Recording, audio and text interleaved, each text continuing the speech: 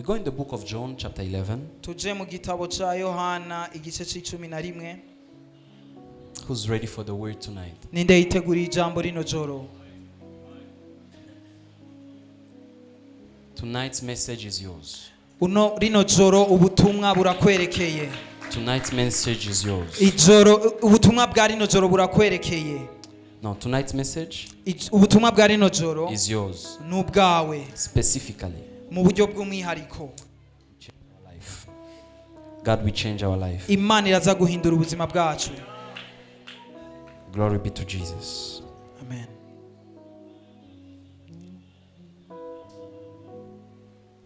This is my story.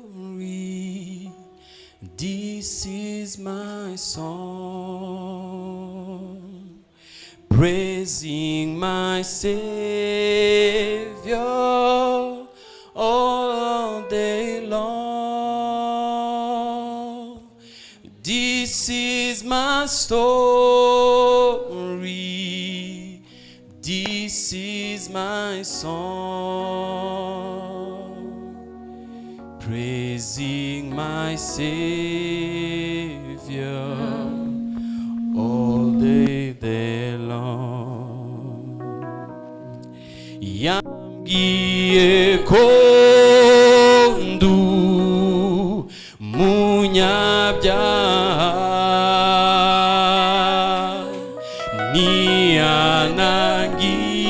niyanangize haranyiza ibyo ndirimba nibyo mvuga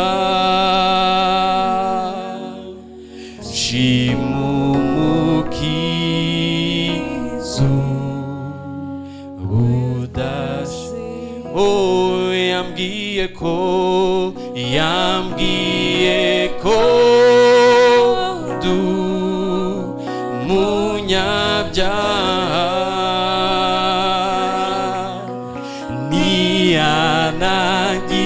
niyanangize haranyiza ibyo ndirimba nibyo mvuga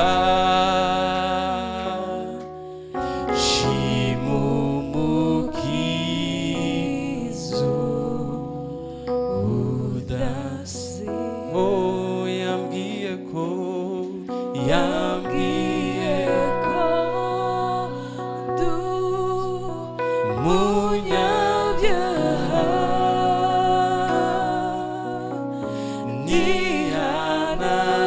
niyanangize haranyiza ibyo ndirimba nibyo mvuga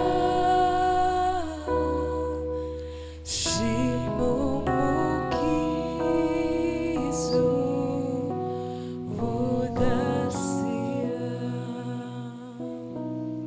Thank you, Jesus, for tonight. Urakoze Yesu kubwa rino joro. The Bible says, Bibiliya ivuga ngo after inyuma that the Holy Communion was taken, y'isangira ryera they went out barasohotse and they sang. baca bararirimba.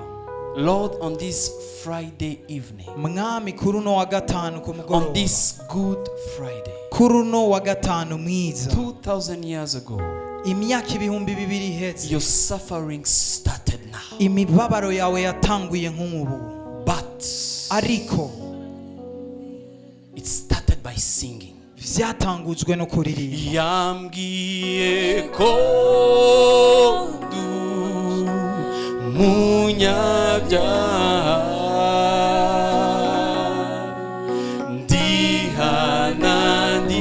ndihanangize haranyiza ibyo ndirimba nibyo mvuga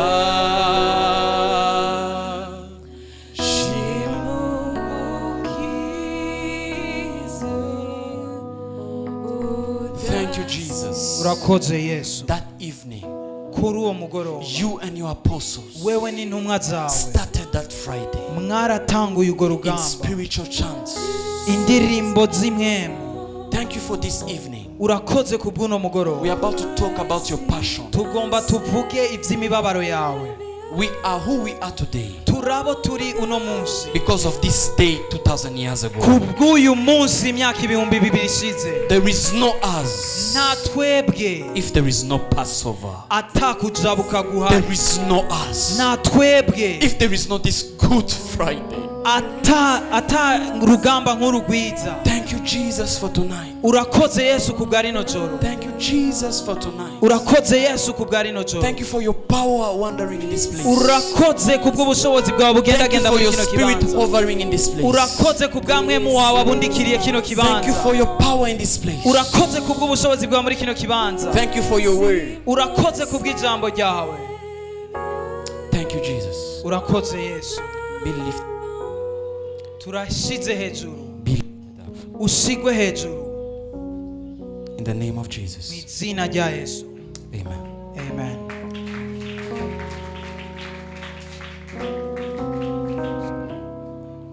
John chapter 11, Yohana 11 verse 49. umurongo wa 49. Do you have it in Kirundi? Yes. You can read from 49.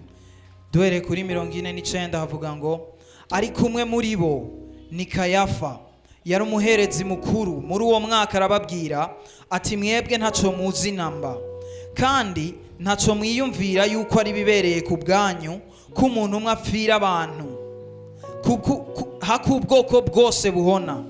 Ivyo ntiyabivuza vyigeneye, ariko kuko yari umuherezi mukuru muri uwo mwaka yavugishijwe ko Yesu agira apfire ubwo bwoko.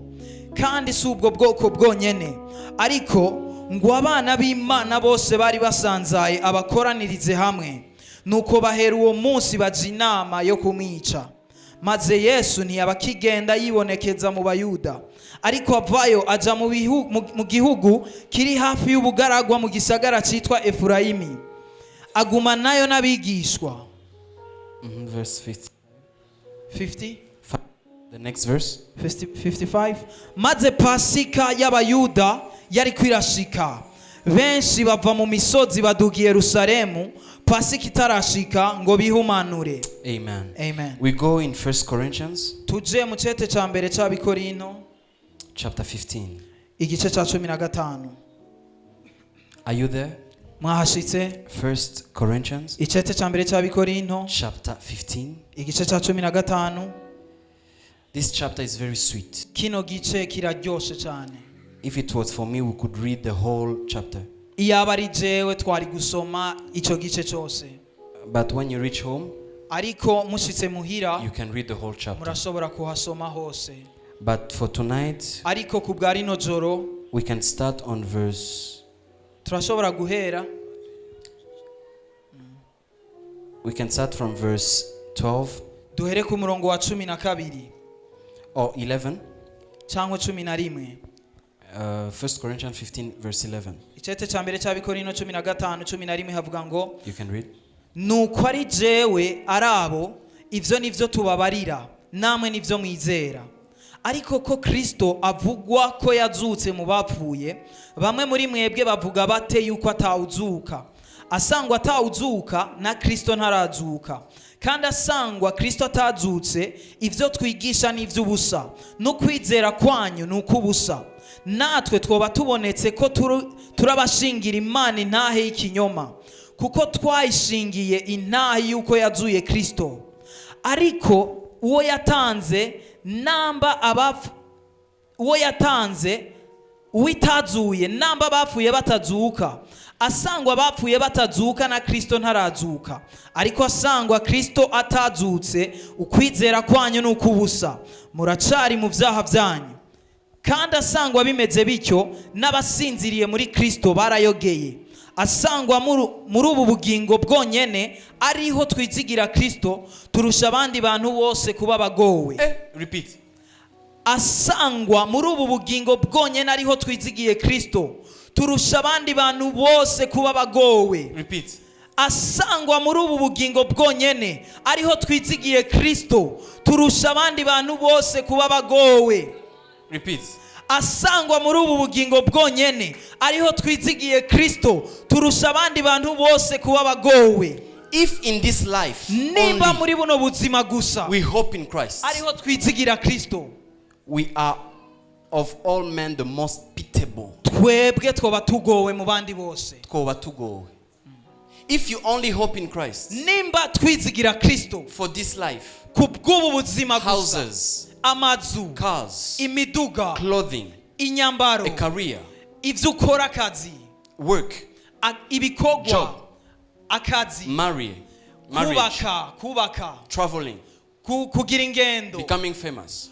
kumenyekana. If we hope in Christ only for this life, Nimba wizera Kristo kubwa buno we buzima are the gusa, most pitiable ones. twoba duteye ikigongo cyane. But praise be to God, Ariko Imana we ihabwa don't hope icyubahiro. for Christ Nitwizera Kristo in this life only, kubwa buno buzima but also gusa, for resurrection. mugabo no kubwo kuzuka. Continue. 20. Tubandanye 20 havuga ngo ariko noneho Kristo yarazutse mu bapfuye, niwe yashurije abasinziriye, kuko nk'uko urupfu rwazanywe n'umuntu n'ukuzuka kw'abapfuye kwazanywe n'umuntu, nk'uko Adamu yandukije bose gupfa, niko muri Kristo bose bazohindurwa bazima.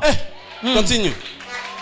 Ariko umuntu wese mu mwanya wiwe, Kristo niwe musuzo, maze aba Kristo bazobonerwa bazuke ahazozira, iherezo rizoca rishika, aho azoshikiriza Imana ubwami, niyo data wa twese, niyamara gukuraho ubukuru bwose n'ububasha bwose n'ubushobozi bwose, kuko guhangama azokwama ahangamye gushitsaho azoshirira abansi biwe bose munsi y'ibirenge vyiwe.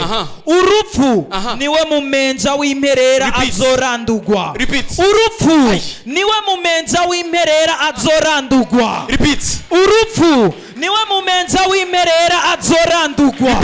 Urupfu niwe mumenja w'imperera azorandurwa. Death Urupfu is the last enemy. niwe mwasi. If there is a last, Nimba hari uwanyuma, there is a first, bisigura ko hari uwa there is a mbere, second, hari uwa there kabiri, is a fourth. hari uwa gatatu. What amazed me in this scripture, Ikintangaza muri rino they don't mention jambo, about the first enemy. nibavuga uwa mbere, They don't mention about the second enemy. nibavuga umwasi wa It's kabiri. as if Ni nkaho the writer is urindiriwe despising akengerewe all other enemies. abandi, donc userva arakengereye abandi basi He's bose, speaking ariko only avuga about the last enemy. umwasi wa nyuma He gusa, despised the first. arakengereye uwa He mbere, despised the second. arakengereye uwa kabiri, He despised the 10,000 one. arakengereye The million n'uw'ibihumbi, one. uw'amajana amamiliyoni. He spoke about the last one. Avuze uwa nyuma Because gusa, all other ones kuko abandi bose is a dealt issue. nibibazo vyamaze gukorerwako, vyararangijwe.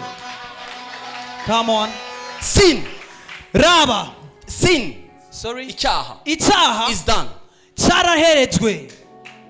Sickness Ingwara is done. yarahejejwe. Poverty Ubukene is done. bwarahejejwe. Your debts Amadeni yawe cancelled. yarakuweho. Your poor, your poverty Ubukene bwawe cancelled. bwarakuweho. Your sadness Ukubabara kwawe cancelled. Your byarakuweho. future bad news. Amakuru mabi muri Dealt kazoza with. kawe byarakoreweko. For some of you, Babe muri your mwebwe celibacy ubu novuga gute, dealt with. seriba yanyu He went on the last one. yagiye kuwa nyuma, He never mentioned the first one ntiyavuze uwa mbere, because it's the waste of time. kuko ni ugutakaza The umwanya. cross. Umviriza urugendo Finished it. umusaraba That's why on warabirangije. the cross he said, Nicyo gituma ku musaraba before yavuze dying. imbere yo gupfa, He didn't say dying. ntiyavuze ariko Before arapfa, dying. imbere yo gupfa, Because death kuko urupfu was the last. wari wo wa nyuma, yari uwa nyuma umwasi, But all other ariko abandi bose dealt with. yari yabahejeje kubakorerako. Imagine Ibaze Jesus Yesu dealt with your issue yakoreye ku bibazo before byawe you were born. imbere y'uko uvuka. He said it is finished Yavuze ngo birarangiye for the future you. ku kubwa kazoza wewe wo muri kazoza. Jesus, Yesu, please nyumviriza, go to school and learn English. genda kw'ishure wiga They icongereza. don't say it is finished. Niyavuze ngo birarangiye. They don't say it is finished. Niyavuga ngo birarangiye. For those who are there, who will come, kubazoza it is only finished for those who are there. vyaheze kubaraho. How can you tell me Ni gute that you wonsigurira are saying it is finished yuko wovuga ngo for birarangiye? me who will come 2,000 years after? Kuri jewe noza imyaka ibihumbi Because bibiri the nyuma. Bible says, Kuko Bibiri ivuga Hebrews ngo 13 verse 8, Abaheburayo the same way Jesus was uko yesterday, Yesu He yareje is today, niko ari and n'uno will munsi remain forever. niko azokwama And ibihe when He byose. speaks a word, Iyo avuze He ijambo speaks it in past tense, arivuga muri in kahise, present muri tense, kubu, in future no muri tense. kazoza. Sorry, He speaks it abivuga in the past generation, mu in the rungano present generation, muri and in kubu the future no mu generation. rungano When rutoza. Jesus said it is finished, Igihe avuga ngo it was birarangiye finished for the sins of David. byari byaheze kubw'ivyaha Yeah, David. vya Dawidi, It was finished for the sins of Peter. vyari bihejeje ivyaha And it was, Petero. am I talking to some people? Mbega hari umuntu ndiko ndabwira? Our God Imana yacu has no past, nta kahise has igira, no present, nta kuba igira, has no future. nta kazoza igira. Because He's the past, Kuko niyo He's kahise, the present, niyo kubu, and He's the future. kandi niyo kazoza. He has no past. Nta kahise He igira, lives in the past aba muri kahise as present. nko muri kubu. When Moses Igihe Mose met my Savior yahuye n'umukiza and wanjye he sent him, aramurungika, Moses asked him, Mose yaramubajije, if they ask me, mbega who nibambaza sent you? ninde How can yakurungitse, I answer? ni gute What nobisura, will I answer? niki nzobisura? The Lord said to him, Imana iramubwira, Moses, Mose go and tell them, genda ubabwire I alizava am. ati ndiho.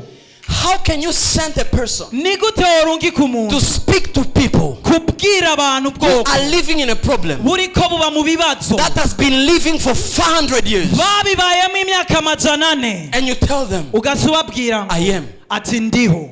You are supposed to say, Wari kuvuga tell them, who babwire was with Abraham, uwari kumwe n'Aburahamu and I am kandi akabaho sent you. yakurungitse. He never spoke the past Ntiyavuze ivya kahise because He is the past. kuko niyo kahise. Tell them, I Babwire am. ngo ndiho, not I will be. apana nzobaho, Because even when they are going, kuko n'igihe bariko in future baragenda tense, muri kazoza I am. ndiho, In present tense, no muri kubu I am. ndiho, In past tense, muri kahise I am. ndiho.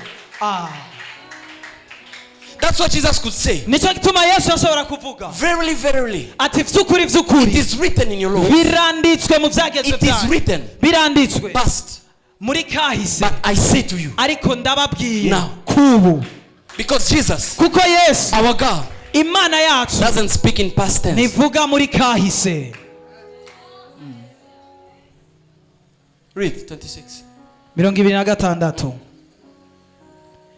havuga ngo urupfu niwe mumenja w'imperera azorandurwa, kuko handitswe ngo yamuhaye kuganza byose ibishira munsi y'ibirenge vyiwe, ariko kwivuga iti ahawe kuganza byose biraboneka yuko yamuhaye kuganza byose itabiharugwamwo. Ariko niyamara gushikirizwa inganji ya vyose niho umwana ubwiwe azoganzwa niyamuhaye inganji ya vyose, ngo Imana ibe vyose muri vyose. Canke ababatizwa mu gishingo c'abapfuye bazobamarira iki? Asangwa abapfuye batazugwa namba, niki gituma babatirizwa? Natwe niki gituma twama turi mwirinde? Uko bukeye ndapfa, indahiro ndahiye ni mwebwe vyirato vyanje, ivyo mfise muri Kristo Yesu umwami wacu. Asangwa nagwaniye n'ibikoko muri Efeso, ndi mu buryo bw'abantu gusa, bimariye iki namba bapfuye batazugwa? Nitwirire twinywere kuko ejo tuzopfa. Nimuzimire kubana n'ababi konona ingeso nziza. Mushire ibirare mugororoke nimukora ivyaha, kuko bamwe batazi Imana mbivugiye kubatetereza. Ariko umuntu yobaza ati abapfuye bazugwa bate kandi baza bafise umubiri iki? Wagipfuwe ico biba ni kimera kitabanje gupfa, kandi ico biba nubiba nubiba umutumba uzohaba ariko ubiba kabuto uko kari ari nk'akingano canke kandi kose ariko Imana igaha umutumba nk'uko yagomvye kandi akabuto kose igaha umutumba wako kwako. Inyama zose si zimwe, iz'abantu ziri ukwazo, n'iz'ibikoko ziri ukwazo, n'iz'ifi ziri ukwazo, kandi hari imitumba yo kwijuru n'imitumba yo kwisi, ariko ubwiza bw'iyo kwijuru buri ukwabwo, n'ubw'iyo kwisi buri ukwabwo, ubwiza bw'izuba buri ukwabwo, n'ubwiza bw'ukwezi buri ukwabwo, n'ubwiza bw'ukwezi buri ukwabwo, n'ubwiza bw'inyenyeri buri ukwabwo, kandi inyenyeri ni ubwiza na mugenzi wayo, no kuzuka kw'abapfuye ni nk'uko habibwa ikibora hazugwa ikitabora, habibwa igikengegwa hazugwa icicubahiro, habibwa ikinyantege nke hazugwa ic'inkomezi, habibwa umubiri w'inyama hazugwa umubiri w'imwemu. Asangwa hariho umubiri w'inyama hariho kandi n'uw'imwemu, kandi uko niko handitswe ngo umuntu wa mbere Adamu yabaye ufise ubugingo, Adamu wo hanyuma yabaye ufise imwemu itanga ubugingo, ariko ic'imwemu sico kibanza, yamara ic'inyama nico kibanza, kigaherukirwa n'ic'imwemu. Umuntu wa mbere yandurutse mu ivu n'uw'umukungugu, umuntu wa kabiri yandurutse mu ijuru. Nk'uko uw'umukungugu ari niko n'ab'umukungugu bandi bari, kandi nk'uko uw'ijuru ari niko n'abandi b'ijuru bari, kandi nk'uko twambaye ishusho y'uw'umukungugu niko tuzokwambara n'ishusho y'uw'ijuru. Ariko bene data, icyo mvuga ni iki, yuko ab'inyama n'amaraso badashobora kuragwa ubwami bw'Imana, kandi bibora bitaragwa ibitabora. Ndababarira akabanga, ntituzosinzira twese, ariko twese tuzohindurwa mu kanya gato, mu kanya nk'ako gukubita ingohe, aho inzamba y'ihereza izovugira, kandi inzamba izovuga abapfuye bakazugwa batagishobora kubora, natwe tuzohindurwa. Kandi uyu mubiri ubora ukwiye kuzokwambara ukutabora, kandi uyu mubiri upfa ukwiye kuzokwambara ukudapfa, ariko uyu ubora niwamara kwambara ukutabora, n'uyu upfa niwamara kwambara ukudapfa, niho hazoshika rya jambo ryanditswe ngo urupfu rumizwe n'intsinzi. Amen. Let us clap for the word. Reka dukomere amashi jambo. What I love with the word of God, icyo nkunda mu ijambo ry'Imana, it's more eloquent than any other preacher. It's more eloquent. Yuzuye ubushizi bw'amanga gusumba umuvugabutumwa n'umwe. That's why I wanted us to read it. Nicyo nashatse ko dusoma. So me the weak one, we can speak and add some comments. Kugira ngo jewe umunyantege nke nongere ko utundi dukomantere. Let us clap our hands for the word. Dukomere amashi menshi jambo. All the feasts that God gave to the children of Israel, ibintu byose ibirori Imana yahaye ubwoko bwa Isirayeli, all the feasts ibirori iminsi mikuru Imana yahaye ubwoko bwa commanded the children of Israel to celebrate, yababwiye ngo baze baranezerererwa, all of them represent Jesus. byose bigaragaza Yesu. I don't have time, and time is not on my side for me to explain that. Simfise umwanya ukwiye kugira ngo ndabibasigurire But byose, all those feasts ariko iyo minsi mikuru yose was about Jesus, yari yerekeye Yesu, because kuko there is only one feast hariho umunsi mukuru umwe gusa that Christians should celebrate. abakristo bakwiye It is the kunezerererwa. feast of the word. N'umunsi mukuru w'ijambo. The only feast we celebrate umunsi mukuru are the tunezerererwa feast of the word. n'umunsi mukuru w'ijambo. That's why when I'm about to preach the word, Nico gituma igihe cyose ngoma I nigisha like to see ijambo, people who are in celebration. ndakunda kubona mba nkunda mbona abantu banezerewe. If you want to jump, Nimba ushaka I gusimba, have no problem with je it. nta kibazo bintera. Jump. Simba. If you want to run around, Nimba ushaka kwirukanka, have no problem. je nta kibazo Because bintera. tonight is the beginning of the feast of the word. Kuko rino joro ni intango y'umunsi mukuru w'ijambo. Can we enter in our celebration? Turashobora kwinjira mu kunezerwa Can we kwacu. celebrate the word? Urashobora kunezerererwa Can we ijambo. celebrate the word? Urashobora kunezerererwa Can we ijambo. celebrate the word? Urashobora kunezerererwa ijambo. And as when I was praying, igihe nariko the ndasenga, Lord gave me a iota from the words. umwami yampaye akantu ko kwinjira mu ijambo. A iota, like a letter Urudome that I'm about to speak of and let us celebrate on. ngomba nigishe ko kugira ngo tunezerwe. Can I preach like I feel it? ndashobora kwigisha nk'uko ndavyumva. My message tonight ubutumwa bwanje rino joro is entitled bwitwa on verse 55. ku murongo wa 55. Oh death, mbega wa rupfu, where is your sting? uruboyi rwawe rurihe? Oh Hades, where is your victory? mbega wa rupfu we intsinzi yawe irihe? My theme tonight, sorry, my theme tonight, my theme ikivugo canje rino joro is ni oh death, mbega wa rupfu we, where is your sting? uruboyi rwawe rurihe? Where is your victory? intsinzi yawe irihe? Look at your neighbor right and left. raba mugenzi wawe iburyo n'ibubamfu, Tell them, ubabwire ngo oh death, mbega wa rupfu, where is your sting and uruboyi victory? rwawe n'intsinzi yawe biri hehe? Right and left, in front and behind. raba imbere n'inyuma iburyo n'ibubamfu, Tell them, ubabwire ngo oh death, mbega wa rupfu we, where is your sting? uruboyi rwawe ruri hehe? Somebody shout hallelujah. hagira umuntu avuga ngo haleluya.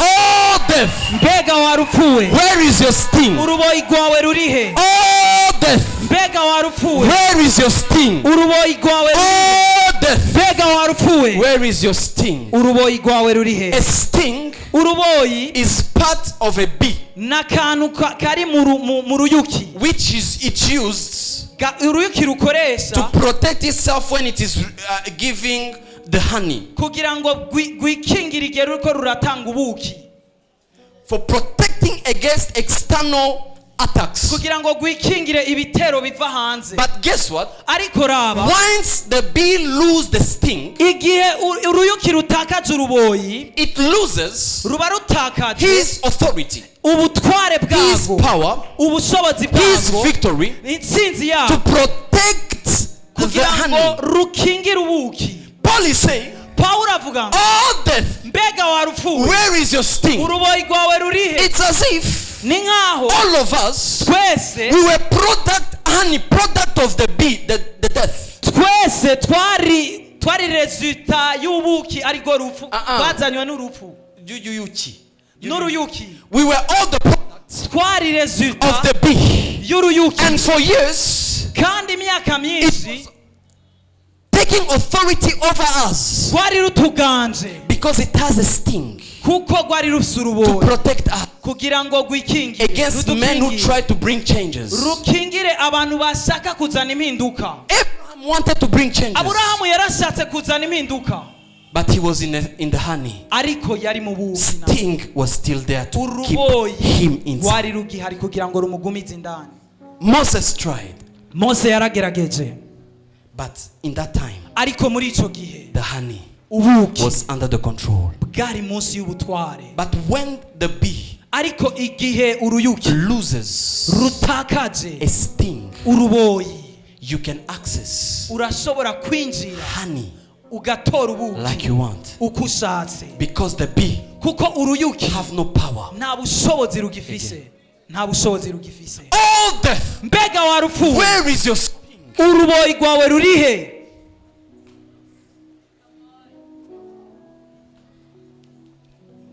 You know why Jesus said to us, go into all nations? urati gituma Yesu yatubwiye ngo tuje mu mahanga yose? Because the devil nukubera ko and umugwanizi death n'urupfu have no sting. nta ruboyi We bigifise. can access turashobora kwinjira ever. umwanya Wherever. wose, igihe cyose. Oh death, mbega wa rupfu we, where is your sting? uruboyi rwawe rurihe? I want to introduce tonight's message, ngomba ndabinjize mu butumwa bwanje, but my purpose is not to preach. ariko intumbero yanje si Is ukwigisha, to release the spirit of Passover ni ukugira ngo ndekure imwemu yo kujabuka as we are entering our celebration. mu gihe twinjira mu kunezererwa kwacu. The Bible says, Bibiri ivuga ngo God said to himself, Imana yaribwiye, let us create man in our own image, reka dukore umuntu mu ishusho yacu in our own likeness. ase natwe. The Bible continues saying, Bibiri bandanye ivuga and ngo he created man icirare mu in his own image mu ishusho yayo and his bwite own likeness. kandi asa nayo. And he created him male and female. Ikimurema ari umugabo He n'umugore, put them in a place. ikibashira mu kibanza. But before taking them there, Mugabo imbere yo kwibashirayo he started by yatanguye preparing the place. mu gutegura ikibanza, yabanje gutegura ikibanza. And he put the man inside the Eden. icishira umuntu indani muri Edeni. He provided all provision needed for the garden. icishiraho ivyo yarakeneye vyose. And he put the man to cultivate the place. ikimushiraho kugira ngo arime ico kibanza. And that garden kandi iryo tongo was surrounded by 4 major rivers. ryari rikikujwe n'inzuzi zine zikomeye. Pishon, Gihon, Pishoni, Gihoni, Euphrates, Efurate and Hakini. na Hakini. And then he put a man there. icishira umuntu aho. Asked him to cultivate. ikimusaba ngo aririme. And then he said to the man, ikibwira umuntu, if you want to eat, nimba ushaka gufungura. he brought him all the trees that were in the place. ikizana ibiti vyose vyari mu ico He kibanza. said, you are allowed to eat all of these trees. imubwira ngo uremerewe kujya kuri ibi biti vyose. Then he brought him in the middle of the garden. ikimushyira hagati mu itongo. He showed him 2 trees imwereka ibiti bibiri that cohabitates in the same garden. biba hamwe mu itongo In the rimwe. middle of the garden, hagati mu itongo. eastward. mu burengerazuba. He showed him mu that those 2 buseruko. trees. ikimwereka ibiti bibiri. The first tree igiti cya mbere was the tree of life, cyari igiti cy'ubuzima, which contained fruits that you could eat and live, or add up the years for you to live. uri ivyama vyacu warashobora kubaho ibihe And vyose. there was another tree hari ikindi giti that possessed fruit as well, cyari gifise naco ivyamwa, which once you eat them, igihe ubiriye you could access the knowledge warashobora kwakira ubumenyi of good and evil. bw'iciza n'ikibi. He said to Adam, ikibwira Adamu with Eve inside him, na Eva ari ndani muri we, he said to Adam, imubwira Adamu, Adamu, of all the trees you can eat, mu biti vyose uremerewe kubiryako, even the tree of life, n'igiti c'ubugingo you can eat. urashobora kubirya. But on the tree that gives knowledge of good and evil, mugabo mu giti kimenyekanisha iciza n'ikibi you cannot eat, ntiwemerewe kukiryako, and you will not eat. kandi ntuzokirya. Because the day you will eat, kuko umunsi wakiriye surely dying you will die. vy'ukuri uzoca upfa. And they agreed. kandi baravyemeza. And God decided to create a helper imana icihitamwo kurema For umufasha ku bwa Adamu, who we know as Eve. tuzi twese nka Eva. But back then her name was woman, ariko ico gihe kera yitwa umugore, because Eve was called Eve after the fallen of kuko both. Eva yitwe Eva inyuma yo gukoroka. That's why nico gituma all of women abagore bose go through the same patterns, baza mw'iyo nzira Mu gihano nyene, kimwe. mu gihano kimwe, even in paining, mu bubabare, because the woman received a name under the curse. kuko umugore yakiriye izina munsi y'umuvumo. But then her name was woman, mugabo kera ico gihe yitwa umugore. and he called him woman. When Adam woke up, yamwise umugore igihe Adamu avyuka, bone of my bones, flesh of my flesh, igufa ry'amagufa yanje, she shall be called woman, not Eve. azokwitwa umugore apana Woman. Eva, umugore. And he continued. aca arabandanya. The Bible says that the snake was the most cunning animal in bibiri ivuga ngo the Eden. inzoka yari ifise ubugunge gusumba ibindi bikoko And vyose. then one day the snake came, umunsi umwe inzoka ikiraza, spoke to the woman, ikivugana n'umugore, and he asked them, did God tell you really to not eat on the tree? ikimubaza ati mbega n'ivy'ukuri koko Imana yarakubujije kurya ku biti vyose? You know, the devil never lies. urazi satani ntiyigera abesha. The devil never lies. satani He's ntiyigera the abesha, father of lies. ni se But w'ibinyoma, he never lies. mugabo ntabesha. Can I tell you what the devil does? ndashobora kubabwira ico umugwanizi akora. He deceives. afise ubugunge, He doesn't lie. ntabesha, Because lying kuko kubesha is a total lie. ni kinyoma cuzuye. But deception ariko ubugunge is a lie ni kinyoma that takes a portion of truth gifata n'agace k'ukuri, for you to not see the lie inside the truth. kugira ngo ntubone ikinyoma kiri mu ico, kubona ntubone ukuri kuri mu kinyoma. He said to the woman, atabwira uwo mugore, did God say? mbega n'ivy'ukuri? Because when the devil is deceiving you, kuko igihe umugwanizi ariko he arakugunga, puts you in a position of questioning God. agushira mu kibanza aho ukekeranya Imana. That's why he said, nico gituma yavuze, did God really say? mbega n'ivy'ukuri Imana yaravuze. He knew that God said. yarabizi ko Imana Eve yavuze. knew that God said. yarabizi, na Eva yarabizi ko Adam Imana knew that God yavuze, said. na Adamu yarabizi ko Imana But he yavuze said, ariko yavuze did God, mbega nivyo koko to make them question. kugira ngo atume bakekeranya. And when she gave the access to the question, Igihe abashikiriza ico kibazo he said that, did God say that when you will eat, you will surely die? yaciye ababaza ngo mbega nivyo kuri Imana yavuze ngo nimwakijya muzopfa? Did God say that they will eat? Mbega nivyo Imana yari yababwiye ko bazokijyako? Yego. But he said, Mugabo yavuze did he? mbega nivyo It is lie ni kinyoma plus truth giteranijwe n'ukuri equal. bingana ubugunge. And if he answered, Kandi Eva tarishura, which means the question hit her. bisigura ngo ico kibazo caramukubise. And that's where Niho lust ubwanyuma ukwifuza started. kwaciye gutangura. Sin Icyaha is the action. ni gikorwa. Lust is when Ukwifuza you start thinking, questioning about that sin. ni gihe utanguye kwiyumvira ivy'ico cyaha.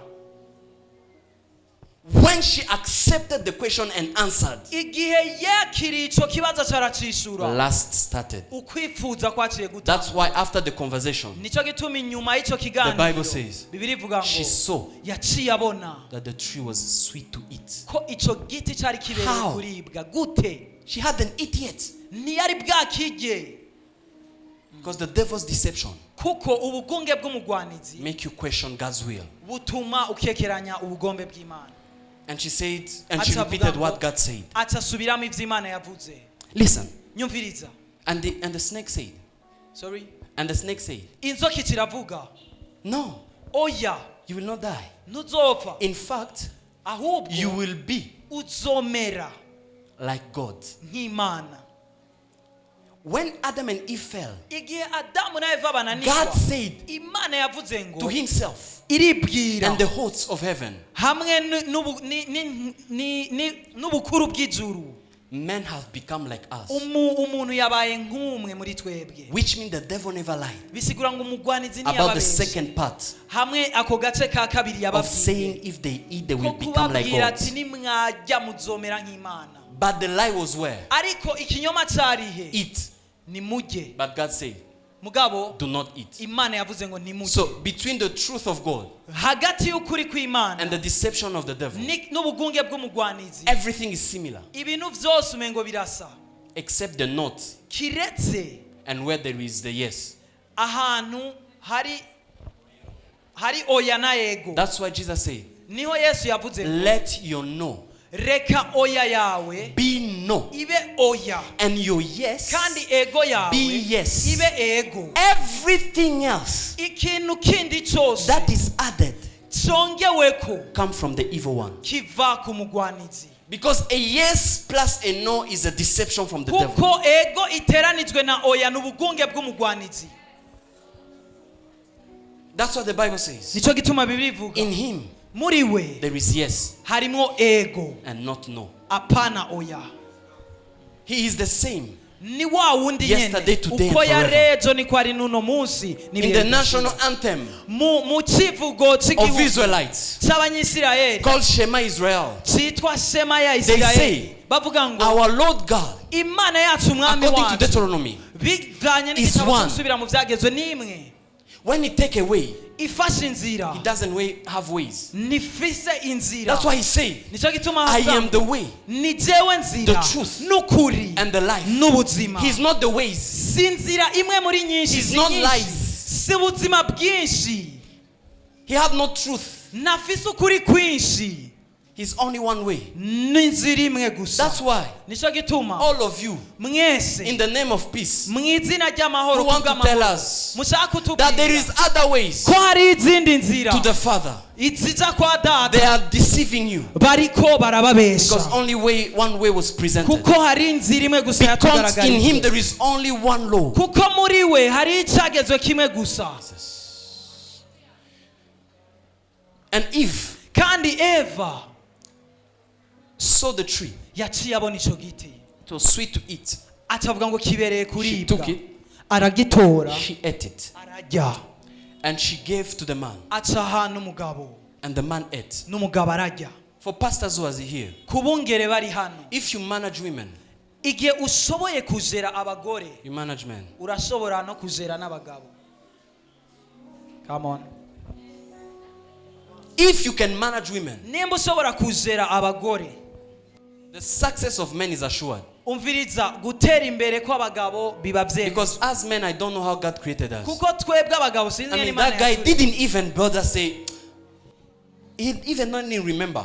Ninavyibuka, But praise God ariko Imana ishimwe that the Holy Spirit ko mwemu yera manage ashobora the kutujera, women of this house. ako ajera abagore And the men b'inzu. are secured. n'abagabo And barakingiwe they ate. kandi si And they ate. baca bararya. The Bible says Bibiri ivuga ngo their eyes amaso yabo opened acaruguruka, and they knew baca baramenya that they are naked. ko bari amenya, And they heard God coming. baca bumva Imana ije, They ran to hide. baca biruka kwinyegeza. And where they hide, Iyo binyegeje they took the leaves. baca batora amababi, They covered themselves. barikingira. And God came Imana and ikiraza asked Adam, ikibaza Adam, Adamu Adam, where are you? ati Adamu urihe? Adam answered Adamu arishura and say, why didn't you come? acavuga ati Imana imaze twere I was kutazi, afraid and I ran. ati natinye ca ndiruka. And then he said, Acavuga ikivuga ngo I saw that I was naked and I ran. acavuga ngo nabonye ko ndi gusa ca ndiruka. And God told him, Imana ishimubwira ngo who told you ninde that yabikubwiye you are naked? ko uri gusa? Did you eat Mbega woba wariye the tree? kuri ca He giti? said, the woman you gave me, Acavuga ngo ni wa mugore gave me yakima, to eat it. yakimaye ca He ndakima. went to the woman. Ikija ku He mugore said, why have you done ati that? kubera iki wabikoze? The woman said, Umugore nawe acavuga it's not ngo meat, it's si snake. jewe ni inzoka. What amazed me about this story, Ikinangaza mwino nkuru, God Imana asked the question yabajije ikibazo before judging imbere yuko ibacira Adam and urubanza, Eve. imbere yuko icira urubanza But Adamu when na he Eva. reached to the snake, Igihe ishikira inzoka he made the judgment. yaciye ica urubanza. You know why? Urazi igituma? That's where we see Nico tubona, the first thoughts niho bwa mbere tubona icyumviro of redemption. cyo gucungurwa, The fact igikorwa that he kuba never judged them right away. itabacira urubanza ubwo nyene, Jesus was already in the mind. bisigura ko Yesu yari mu vyiyumviro kera. Which means Bisigura ngo God was talking to Adam, Imana yari kwivugana na Adamu. but behind the thoughts. Sorry. God was talking to Adam. Imana yari kwivugana na Adamu. He was busy in the thoughts. Mugabo yari yitwararitse ibindi bintu mu vyiyumviro vyayo. He was already thinking, Yari yamaze how am I gutanga. taking this guy out of this mess? Mbega ni gute nokuri uyu muntu mu I have the kibazo? solution, Ndafise inyishu. but I don't have the procedure. Mugabo sifise ukuntu nobigenza. Adam, who Adamu told you that? ninde yabikubwiye? When Adam is answering, Adamu ariko arishura how am I going to deal with it? ati ni gute nobikora? But first of all, Ariko icambere all the creation, ibiremwa vyose, spiritual ones, ivy'imwemu, physical ones, ibigaragara are seeing the nakedness. vyabonye ubwambu. How can I deal with this Ni first? gute nokorera kwiki He kintu? started thinking, Ikitangura kuvyiyumvira. what if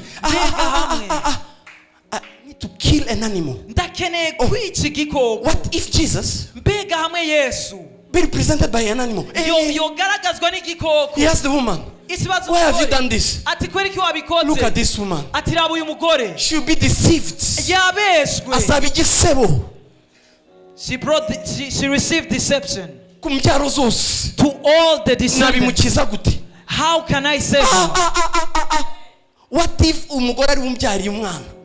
Mbega ni gute if the woman will give birth to a child? This woman Uyu has mugore brought deception. yazanye uguhemukirwa. What if we bring the good news to the world? Mbega hamwe yozana inkuru I will nziza. start with the women. Ati ndatangurana n'uwo And he mugore. was asking, Ikirabaza. why was he God asking? Mbega Imana yari He have kwirabaza. a second thought Ikigira icyiyumviro cya for the kabiri. second chance. Kubw'amahirwe ya kabiri. But when he reached to the snake, Ishikiriye inzoka mugabo. he started judging. Ikitangura guca imanza. That's why Nico gituma all those who are doomed abantu bose baciriwe Forever. imanza igihe cyose are called the seed of the snake. bitwa abana b'inzoka. That's why Pharisees are called the seed of the snake. Nico gituma abafarisayo bitwa uruvyaro Because the rw'inzoka. Pharisees are doomed forever. Kuko abafarisayo baciriwe Sons kw'amateka. of perdition. Abana bo gutanga. Because when God spoke to the snake, Imana He never questioned. ntiyayibajije Because there is no plan B to save the snake. kuko nta mugambi wa kabiri wo And the gukiza seed of the inzoka snake. uruvyaro rw'inzoka But for the seed of the woman, umugabo uruvyaro there was a rw'inzoka, question. hari ikibazo Proof. After kigaragaza judging the man, ko inyuma yo gucira urubanza after umuntu judging the woman, inyuma yo gucira urubanza umugore matter of fact, mbere birasubiriye all the judgments imanza zose that God gives to the man imana yahaye umuntu and God gives to the women imana yahaye umugore are not to be tolerated ntibikwiye koroshwa in the New Testament, mu isezerano rishasha including harimwo the pain n'ububabare of periods. Sorry to use that word. bw'igihe abagore bariko baribaruka kuramukwa. Can I preach like I feel it? ndashobora kuvuga Yeah. nk'uko ndavyumva If they hit you, nimba baba bagukubise if they pain you, nimba bikubabaje you allow it. uravyemerewe Urabyemerera. uravyemerera Because that punishment kuko ico gihano is no longer valuable, nikigifise agaciro including harimwo the pain n'ububabare of giving birth. bwo kuvyara. Go in Israel right now genda mu bisirayeli uno and munsi ask the son of Israel, Isaac and Abraham. ubaze abana ba isirayeli isaka na aburahamu They don't give birth in pain ntibavyara barinze kubabara because they were in another covenant. kuko bari mu rindi sezerano. That's why when they were about to come and kill the babies, nico gituma igihe bagomba baze kwica abana they bato find the baby was born. basanga abana bamaze kuvuka. Nta mwanya bafite There was no time wo kujya mu bise. to bear that pain. Here are people ahari abantu who are in a better covenant than Abraham. bari mu isezerano ryiza gusumba iry'aburahamu. I'm feeling myself in this place. mbega ndiko I'm ndisanga muri feeling kino myself in this kibanza. place. ndiko ndisanga muri kino kibanza. Preach. And I preach the good news. Preach. All those abo bose punishments ivyo bihano are vyose obsolete for the new covenant, vyarataye agaciro mu isezerano rishasha, including harimwo men sweating no kuva icuya kw'abagabo for them to eat. kugira ngo bafungure. Men, abagabo let the men say yes. reka abagabo bavuga ati yego. May God put an end reka imana ishyire ku on your iherezo days of sweating iminsi yawe yo kubira to get ivyuya the bread to kugira provide. ngo uronke In the umutima name of Jesus. izina rya yesu. Because God never cursed the man. kuko imana ntiyavumye umugabo, He cursed the ground. yavumye isi. And when Jesus was on the cross, mugabo igihe yesu yari ku musaraba his blood amaraso yiwe was shed yarasesetse on the same ground kuri rya vu nyene to annihilate. kugira ngo akureho. It is season. n'igihe It's a season. n'igihe You're gonna eat, uzorya live in abundance, ube mu live in musesekara prosperity ube mu gutera without imbere you sweating. utabizi ivyuya. It's not a pride for a man si ntibinezereye kubw'umugabo, si ivyirato to say that I sweated to provide for my family. igihe ariko aravuga ngo nabizi ivyuya kugira ngo ndonke ivyo mu Instead muryango. of sweating, you should enjoy. igihe ako ubiri ivyuya wari kunezerwa. Right now I'm working. Sorry. Right now I'm working. igihe nk'ubu ndiko ndakora, You see how many times murabona mumbwira umwanya nsigaje. you see how many times I laugh. Murabona kangahe ndiko ndatwenga. Because my job kuko umunezero is not wanjye making me sweat. nuri kuratuma mbiri ivyuya. I'm enjoying. ndiko ndanezererwa. I can do this. ndashobora kubikora 1 week, indwi imwe 100 years. imyaka ijana. I'm celebrating this year ndiko ndanezererwa 13 years in ministry. imyaka 30 mu ibango. 13, sorry. Am I all die? Is nimvi gusa ziriko. Sorry. Jesus, have mercy upon me. I'm celebrating 13 years ndiko ndanezererwa imyaka 13 in ministry, mu ibango. and I never sweat. kandi sindigera For nothing. ivyuya kubw'ikintu After I read kitari this. cyo kivuze. Maze gusoma ivyo. After I read this, Man, you had not to sweat. abagabo nibategerezwa kubira ivyuya. Sweat to see God's will for your life. biri ivyuya kugira ngo ubone imana n'ubuzima bwawe, To search God's purpose for your life. kugira ngo uronke intumbero y'ubuzima And you will bwawe, stop sweating to kandi get bread. uzoca uhagarika kubira ivyuya kubw'umutsima.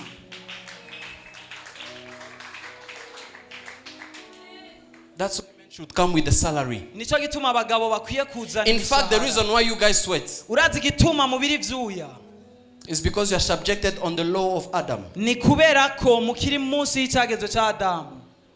Of sowing seed to reap and harvest crops. So kubiba kugira ngo wimbure uronke ivyo wimbuye. In Christ. Muri Kristo. We do that. Tubikora ivyo. But not for the ground. Mugaba pana kubwisi. Because our God kuko Imana yacu is our ground. Niyo si yacu.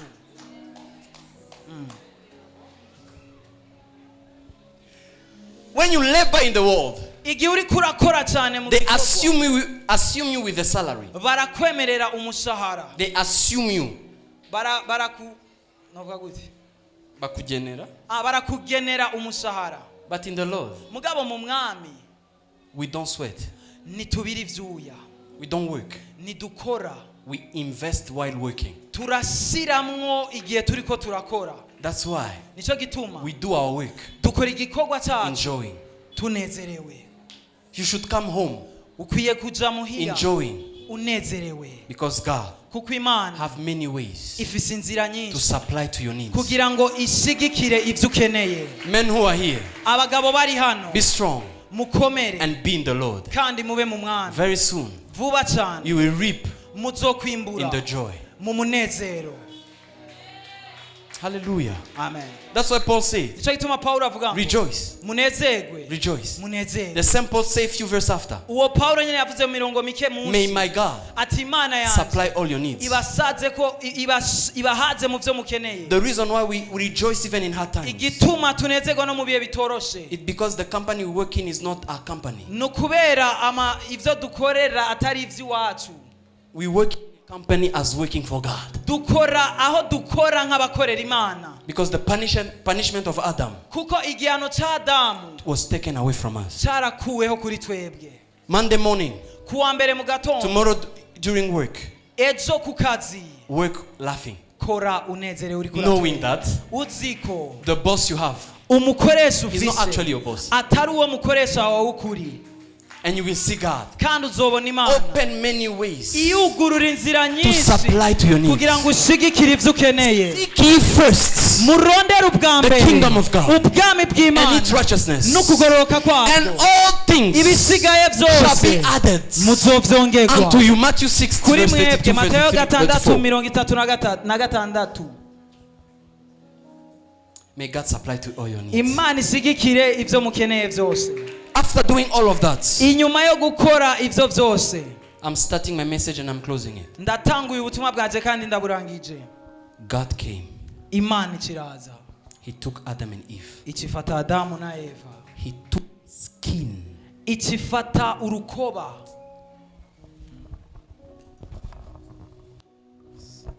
Merci.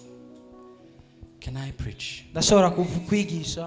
He took a skin ikifata urukoba from an animal. irukuye ku gikoko, He took it, irarukura, which means bisigura ngo that skin ugo rukoba was of a dead animal. gwari urukoba rw'igikoko cyapfuye. Because you can remove a skin kuko ntushobora gukura ku over rukoba a living animal. ku gikoko kikiri You have to kizima, kill it first. bisaba kucica.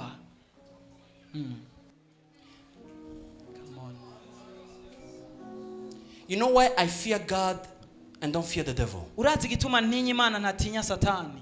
God is the initiator of death. Imana niyo yatanguje urupfu, He knows how to kill irazi ingene yica and cause pain. kandi ikababaza. That's what the Bible says. Nico Bibiri The ivuga fear of the Lord ngo is ukutinya the Uhoraho beginning of wisdom. niryo tanguriro ry'ubwenge. Fear God. Tinya Imana. He killed an animal. yarica He igikoko, removed the skin. ici caka umwambaro. You know, when God is into your business, urazi Imana iri mu bikorwa vyawe, He is in the no mercy business. iri mu gikorwa cyo kutababarira. When God is in your business, Imana iri mu He vy'ukora, is in the business of no iri mercy. mu gikorwa cyo kutababarira. That's why your enemies Nico gituma abansi have bawe troubles. ba- I was saying your enemies nariko ndavuga ngo have abansi troubles. bawe The barafise Bible ibibazo. says Bibiri He ivuga took ngo the skin. ici caka umwambaro, He brought it. ica iragitora, He took the woman and the one, icifata umugore n'umugabo, Adam and Eve. Adamu na Eva, He clothed them. irabambika. Listen to me very carefully. nyumviriza mwitonze cyane. Adam and Eve, Adamu na Eva after sinning bamaze gucumura by the mind of the flesh, biciye mu cyiyumviro cy'umubiri, by the mind of sin, mu cyiyumviro cy'icyaha, by the mind of death, mu cyiyumviro cy'urupfu, by the mind of eternal judgment, mu cyiyumviro cyo by the gucirwa mind of kw'amateka, eternal fire, mu cyiyumviro cyo gutererwa mu muriro udahera, to cover their nakedness, kugira ngo Imana ikingire ubwambure they bwabo. took fig leaves Bobo baciye bafata amababi y'ibiti and they covered themselves. barikingira. God, Imana when he saw their nakedness, ibonye ubwambure bwabo, he never thought about fig leaves. ntiyiyumviriye amababi y'igiti, He thought about a skin of an yiyumviriye animal. umwambaro uvuye ku gikoko. That's why Nicyo gituma Cain and Abel Kayini na Abeli afterward came. inyuma yuko Baza nyuma. baza They came and give offerings to God. baraje gutanga amashikanwa ku Mana. Cain Kayini went in the mind of sin of their parents. yagiye mu cyiyumviro cy'icyaha cy'ababyeyi biwe, And he went from the vegetations. acaza mu birimwa, He took from there acatora hiyo, and brought as an offering. azana nk'ishikanwa. Abel, Abeli by the revelation kubw'ihishurirwa of God, ry'Imana he took yatoye an animal. igikoko, He brought the offering. acazana ishikanwa. Weirdly, Turemeza God kw'Imana loved Abel offering. yarakunze ishikanwa rya He Abeli, despised icisuzugura Cain irya Kayini, offering. ishikanwa rya Kayini. Why? Kubera iki? The first mind, Umuntu wa mbere, the first mind icyiyumviro cya mbere to cover man's nakedness, cyo gukingira ubwambure which bw'umuntu, prophesied the coming of Jesus. bwavugishijwe ukuza kwa Yesu, Because Jesus is the Lamb of God kuko Yesu niwe mwagazi that was w'Imana slain before the foundation of the world. wakuweho imbere y'uko isi ishigwaho. That ram that was taken their skin, Icyo cyakuwe k'uwo mubiri that was Jesus. yari Yesu. After God giving Jesus as a sacrifice in heaven, Inyuma y'uko Imana itanga Yesu nk'ikimazi mu ijuru, then muri he Edeni did so. yarabikoze kandi He took the skin ikitora ubwo rukoba and cover. ikiramukingira. He never gave them for them to cover themselves. Ntiyabahaye kugira ngo bitwikire bo ubwabo, Because there kuko aho we see the law and the grace. turabona icyagezwe n'ubuntu. From the mind of death, Mu cyiyumviro cy'urupfu they took fig leaves from the tree. bafashe amababi bakuye ku giti. My question is this, man of God. Ikibazo canje ni iki mukozi Which w'Imana? tree? Igiti ikihe? They were beside the tree of knowledge of good and evil. Bari iruhande y'igiti c'igiti They c'ubumenyi bw'iciza n'ikibi. And they hide behind the tree. Baca binyegeza inyuma y'igiti. You know why? Murazi igituma? The first enemy Umwasi wa mbere of God's purpose, w'intumbero of y'Imana, God's will, w'ubugombe bw'Imana, is the evil, ni the bad, kibi and the good. ni iciza. The good, Iciza yes. ego, The bad, ikibi we all know. twese turabizi. You are now asking, man of God, Muriko muramaza niwe mukozi how w'Imana. is the bad Ni gute ikibi the enemy of God's will? ari umwasi w'Imana? Because sometimes Kuko rimwe na rimwe the good iciza takes away your kirakuraho attention ukwitwararika to the perfect. ibitunganye. God never called us Imana ntiyaduhamagaye to be in the good, kugira ngo tube mu byiza, but to live in the perfection. mugabo tube mu bitunganye. And what is the perfection? Ugutungana ni It iki? is the perfect will of God. N'ubugombe butunganye And bw'Imana. what was the will of God? Mbega ubugombe bw'Imana ni To cover them with skin. ni ukubatwikira n'urukoba. But sin consciousness Mugabo icyiyumviro cy'icyaha led them cyabarongoreye to good and bad. mu cyiza n'ikibi. You know, Murazi sleeping with Potiphar's wife kurarana cyangwa kuryamana n'umugore wa Potifari is bad. ni bibi. But the Potiphar's wife making you the ruler, forever ruler in the house of Potiphar is good. mugabo umugore wa Potifari kukugira uganje vyose ibihe vyose ni vyiza. But Mugabo ruling in Potiphar's house with security of eternity kuganza of mu nzu long ya time Potifari igihe kirekire takes away the bikuraho thoughts icyumviro of ruling over all Egypt. kitembatemba hejuru ya Egiputa. Because the greatest enemy Kuko umwasa akomeye of the perfect w'ibitunganye is the good. ni iciza. I'm speaking to the men of God in this city. Ndiko ndabwira abakozi b'Imana muri kino gisagara. Don't look at this good atmosphere of revival and be pleased with it. Nurabe iki kirere ciza gihari cikanguro There is more uranezerewe. excellent and Hariho perfect to come. ibirengeye ku Mana. But you need to take your focus Mugabo utegerezwa gushira out of the ihangiro. good. Ukarikura ku vyiza. You have a good job. Urafise akazi keza. What if the good job is stopping you to enter into a more better life? Mbega hama ko kazi keza ko bakariko karakuza kuja mu buzima bwiza mu bugombe bw'Imana. And that tree Kandi ico giti that makes the knowledge of good and evil cyatuma bamenya iciza n'ikibi was the tree of the law. cyari igiti cicagezwe. Because Kuko they took from the fig tree leaves batoye ku giti cy'umusukoni to cover amababi kugira ngo bikingire.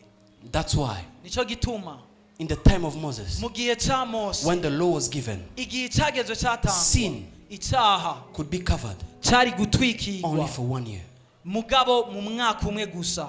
But at the end of the year, Mugabo ku mpera God would z'umwaka look Imana and ica still see the nakedness. iraba ikacibona kandi bwa bwambure. The fig tree leaves Amababi y'igiti cy'umusukoni is the law of Moses. ni cagezwe ca Mose. The tree of life there Igiti cy'ubuzima hajya was Jesus. cari Yesu.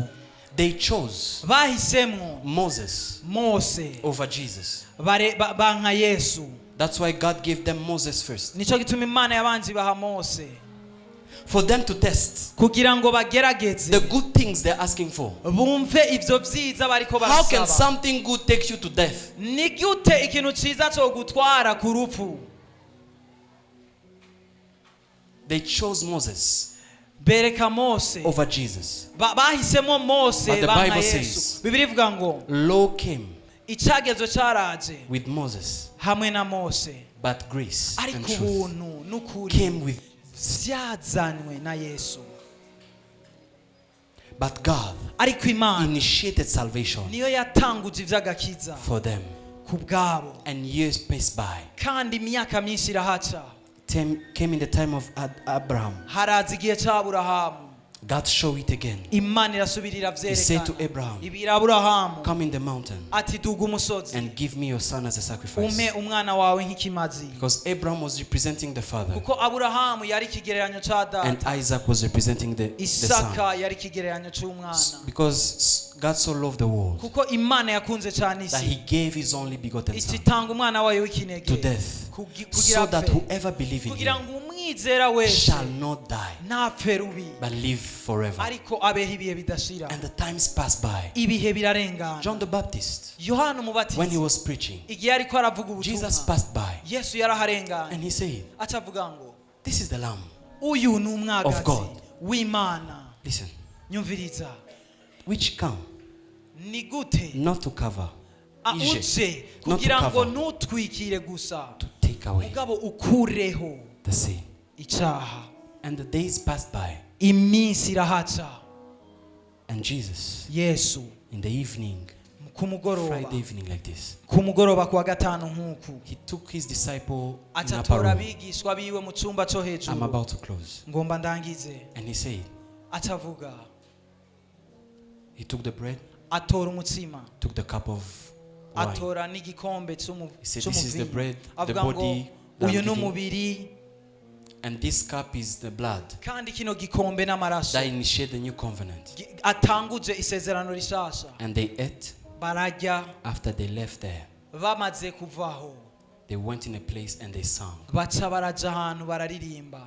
And the story continued. Inkuru irabandanya, They came to take Jesus baca baza gufata Yesu, and they took him. baramutwara, They beat him baramukubita, and he went with the cross till to the Mount Golgotha. acajana umusaraba wikoreye gushika ku musozi w'igorogota. And there he was crucified. Aho niho yabambwe. Listen to me. Nyumviriza.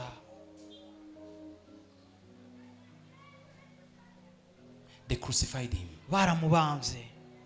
He died. Arapfa. But you need to know something very important. Mugabo utegerezwa kumenya ikintu gikomeye cyane. The death Jesus died on the cross Urupfu Yesu yapfuye ku musaraba. is not our death. Si urupfu rwacu. Jesus' death on the cross Urupfu rwa Yesu ku musaraba is the eternal damnation. niko guciga urubanza kw'ibihe byose. He went on our behalf. Yagiye mu gishingo cacu. That's why he said, Eli, Eli, lama sabachthani. Nico gituma yavuze ngo Eli Eli lama sabachthani. He was not paining. Why? Because they beat him. Ntiyari kwababazwa nuko bariko baramukubita. He was seeing himself being separated from the Father forever. Yari kwabona atandukanywa na data ibihe What we byose. call the second death. Ico twita urupfu rwa kabiri. Jesus felt on the cross. Nico gituma Yesu yumvise ku musaraba. You know, the pain of death Urazi ububabare is bw'urupfu not agonizing. ni It's not agonizing. nibubabaza Sugusamba. sugusamba It's not agonizing. sugusamba.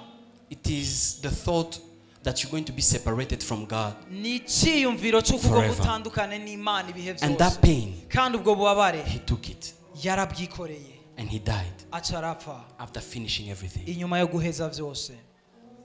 After 3 days, 2.5, Inyuma y'iminsi ibiri n'igice in one morning, mu gitondo he kimwe resurrected. acarazuka.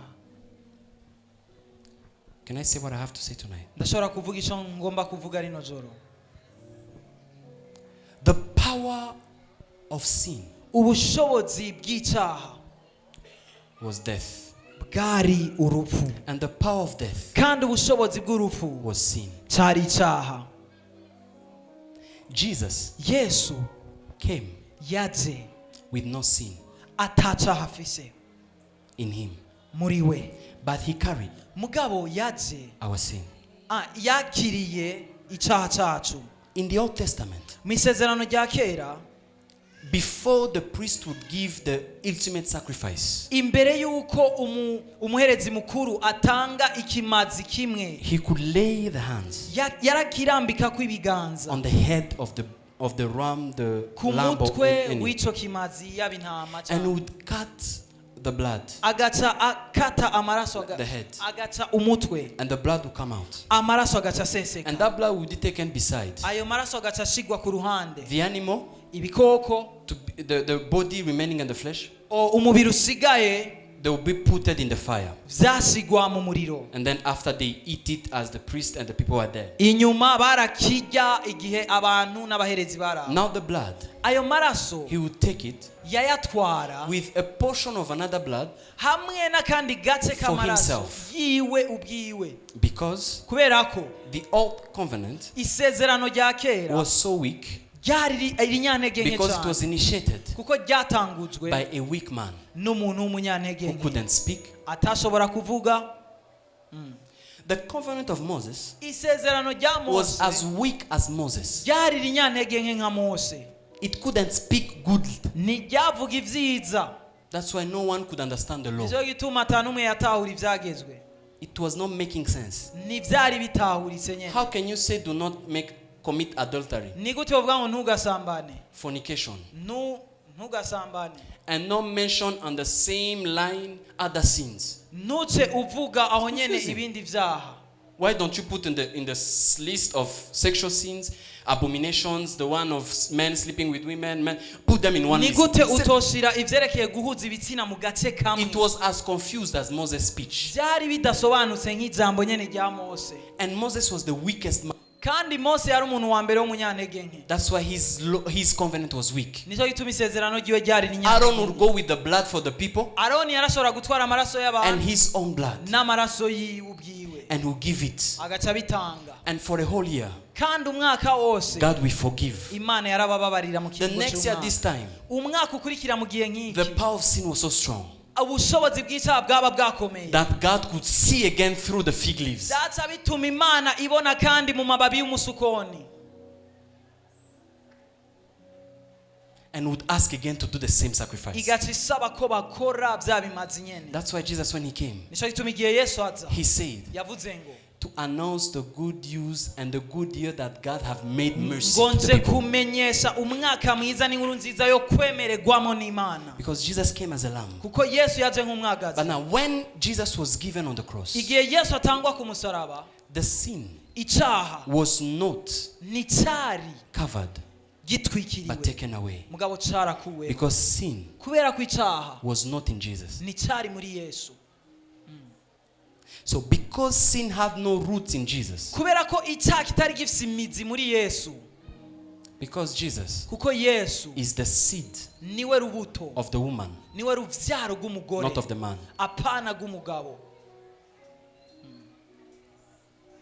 For those who know what is the origin of humanity, Abantu bazi ngene intango y'abantu yaje is the seed of a man. n'urubuto rw'umugabo. Scientists proved it Abahinga baravyemeje that yuko element, ako I don't want to kantu use it, ntashaka kuvuga is a flocon of blood.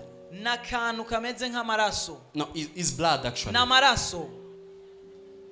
And in that blood Kandi muri ayo maraso was the sin, harimo icaha, not the sins. apana ivyaha, Because we do sins, kuko turakora but ivyaha, Adam do his sin. mugabo Adamu yakoze icaha. All the sins you do, Ivyaha vyose a mukora little brother, bana bato ni barumuna, Ah, ni bato, they are little brothers ni batoyi of the big sin.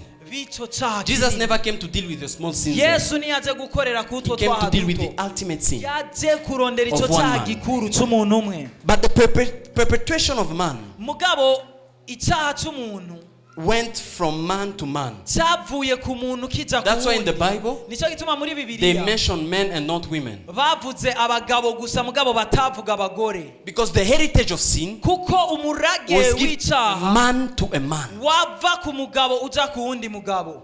And all of us here Kandi twese hano are born from a man. twese twavyawe n'abagabo, Even if he's not responsible, naho tutoba ari twebwe twabitanguje, even if you are not responsible, naho atari wewe zobazwa, if though he's not responsible, naho atari we yobibazwa, brother, he's your father. ni so wawe, naho atakuba novuga Because all of us atakukararizo. were born from a father. Twese twavyawe n'umuntu And all w'umupapa, the fathers from Adam. kandi abapapa bose bakomoka kuri Adamu. But Jesus Mugabo Yesu came. yaje, There was a young woman hari umugore who was akiri still inkumi, virgin. yari inkumi in the city of Israel. mu muji wa She Isirayeli, was walking yariko aratambuka, and the angel appeared. umumarayika aramwiyereka. Gabriel. Aca- He said to Gabriel her, you are blessed of all the women. aturahezagiwe mu bandi bagore bose, You are about to conceive. atugomba usame.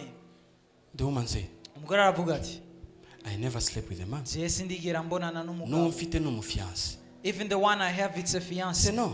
Avuga ati oya, The Holy Spirit, mwemu yera, the power of ubushobozi God will come upon you. bw'Imana buzoza kuri wowe, And the pakaizo of God will cover you. ukubaho kw'Imana You kuzogutwikira, will conceive. uca usama. And that baby, Uwo mwana call him Yehoshua. uzomwite Yehoshua, Same name izina rimwe like Joshua. na Yosuwa, Because he was the one kuko yariwe who was going to take his people yagomba afata ubwoko from the bwiwe land of death mu isi y'urupfu to the land of good life. abatwara mu isi nziza He was the y'ubuzima one bwiza. Niwe Supposed to make them go through. yarajejwe the Jordan kubacisha River. mu ruzi Yorodani. What is Jordan River? Uruzi Yorodani ni iki? It is the river between us and the other life. Nuruzi ruri hagati yatwe n'urundi ruhande, It is death. n'urupfu. Joshua is the only one Yosuwa niwe who was wenyene supposed to carry the children of gutwara Israel ubwoko bwa Isirayeli, ahead of akabarenza akabajabutsa Jordan Yorodani, River. uruzi Yorodani. He said, call him Jesus. Yavuze ngo Because he will mumwite save his people from their sins. kuko azokiza ubwoko bwiwe ibyaha byabo. And Jesus, Yesu rero born yaravutse, not of a man. apana vyawe n'umugabo, So he was born yavyawe flesh like us, afise umubiri nkatwe, but different nature inside. mugabo afise kamere gatandukanye ibwina muri we. And on the cross, Kandi ku musaraba himself, we ubwiwe, in the Old Testament, mu isezerano rya the kera priests umuherezi would put the lamb yarashobora the high gushira priests umuherezi and mukuru lay hands on yarashira it ikimazi akakirambika and ku kimazi. transfer sin of the people to the lamb. agaca arungika ivyaha vy'ubwoko muri ico kimazi. But Jesus, ariko Yesu because he had the flesh, kubera yari afise umubiri, because he's Melchizedek, kuko niwe a Melkisedeki, man but who has no father, niwe muntu adafise se but who had the body mugabo afise that umubiri. he inherited from Mary. yakuye kuri Maria, He lay hands yashizeko on ibiganza the lamb. kuri ico But kimazi. guess what? mugabo ibaze, Jesus Yesu is Melchizedek, niwe the high Melkisedeki, priest umuherezi who put mukuru the lamb yashize ico himself. kimazi So ubwiwe. Jesus Yesu rero put on himself yishizeko the ibiganza sin of all people. icyaha cy'ubwoko bwose, And he went before the Father. acaja imbere ya Data. When he resurrected on the third day, igihe yazuka ku munsi ugira gatatu, he couldn't appear to other people. ntiyashobora kugaragarira abandi He bantu, first appeared to a woman yabanje agaragarira umugore. Why? urazi to igituma? fulfill the promise kugira ngo ashitse he had isezerano of her. yari This is the same yaronse woman iwe. uwo ni wa mugore over nyene who he said, yabwiye ngo wherever the gospel will be preached, aho ubutumwa bwiza buzovugwa your hose, name will be mentioned. izina ryawe Her name is rizovugwa. Mary Magdalene, izina ryiwe ni Mariya who Magadalena, brought the niwe yazanye oil and amavuta broke it, perfume, and broke it on the atamirana feet of neza, Jesus, atayamenera ku birenge and vya poured the perfume over the head of atasuka Jesus. ayo mavuta atamirana ku birenge ku mutwe Because wa Jesus, Yesu, kuko She Yesu could see yarashobora kubona. the same way muri iyo nzira nyene the woman uwo mugore saw the yabonye igiti, Mary Maria saw on the behalf of the new covenant women. yabonye ku ntumbero y'isezerano Saw the tree. rishasha, abona igiti. Did Jesus say it? Yesu yavuze, Yesu ntiyavuze, Yesu niyavuze I'm the tree ati ndi and you're igiti the branches. kandi namwe muri Mary amashami. saw the tree. Maria yarabonye He ico giti, continued in the vision. atabandanya He saw mw'itereko, that the tree be killed. atabona ko ico giti Continuing in the kizishwa, revelation. abandanya He iyerekwa, saw that the tree atabona ko ico will giti not spend much time kitazomara umwanya because it will be Sabbath. kuko azoba ari They will not have time kw'isoko, to anoint the body. ntibazoba bafise umwanya wo gusiga And she umubiri. said, Atavuga let me ngo, anoint it. reka And ndawusige. Jesus said Yesu atavuga, to the scribes and the Pharisees, atabwira She understands something that you don't understand. ati yatawe icyo mudatahura. when you are thinking igihe mwariko muriyumvira about the money, ivyerekeye the only thing the amafaranga, apostle and disciple thought ikintu intumwa ziyumviriye is n'abigisha the money to buy the tomb. n'amafaranga yo kugura imva. Jesus said to the scribes and the Pharisees and the apostles, Yesu yabwiye abafarisayo when you guys are thinking about the money she used, mwebwe igihe mwariko muribaza She amafaranga already yakoresheje, yari yamaze anoint my body. yari yamaze gusiga Because they umubiri. never had the time kuko ntibaronse to umwanya anoint the dead body of wo Jesus. gusiga umubiri wapfuye Because wa that Yesu. morning, kuko icyo they gitondo went to bagiye kumusiga. when Jesus said that the gospel will be preached Yesu avuze ngo ubutumwa bwiza and your name will be mentioned, izina ryawe rivugwemo, because the gospel ni kubera ko ubutumwa is not bwiza on Friday night. si kuwa gatanu mw'ijoro, The gospel ubutumwa not bwiza Saturday night. si kuwa gatandatu The mw'ijoro, gospel ubutumwa is the bwiza third day. n'umunsi ugira In gatatu. that morning, muri icyo this is gitondo how we start the gospel. uku niko ubutumwa bwiza Our butangwa. gospel ubutumwa is bwiza not about the death ntibwerekeye urupfu. of a man. Sorry, Our gospel ubutumwa is bwiza not the death of a man. si urupfu rw'umuntu, Because there is no supernatural in dying. kuko nta gupfa kubaho kudasanzwe. The reason why igituma he said that the gospel will be preached yavuze ngo ubutumwa bwiza and buzovugwa all people will know you kandi abantu bose is because when the gospel starts, ni ukubera ko igihe ubutumwa bwiza we start the gospel like this. dutanga ubutumwa bwiza And it was early in the morning ati hari mu gitondo that kare Mary Magdalene Mariya and Magadalena other women n'abandi bagore took anointing batoye amavuta and went to the tomb. bagiye mu mva. And when they reached there, igihe bahasiga the tomb was empty. iyo mva yari irangaye yaragaragara. Now listen. ubu nyumviriza, There is no supernatural nta kintu kidasanzwe the death of a man. mu rupfu rw'umuntu. Nta gitangaza kiri mu rupfu rw'umuntu. Na Muhammad yarapfuye. Even Na Muhammad Confucius died. yarapfuye. Even Confucius died.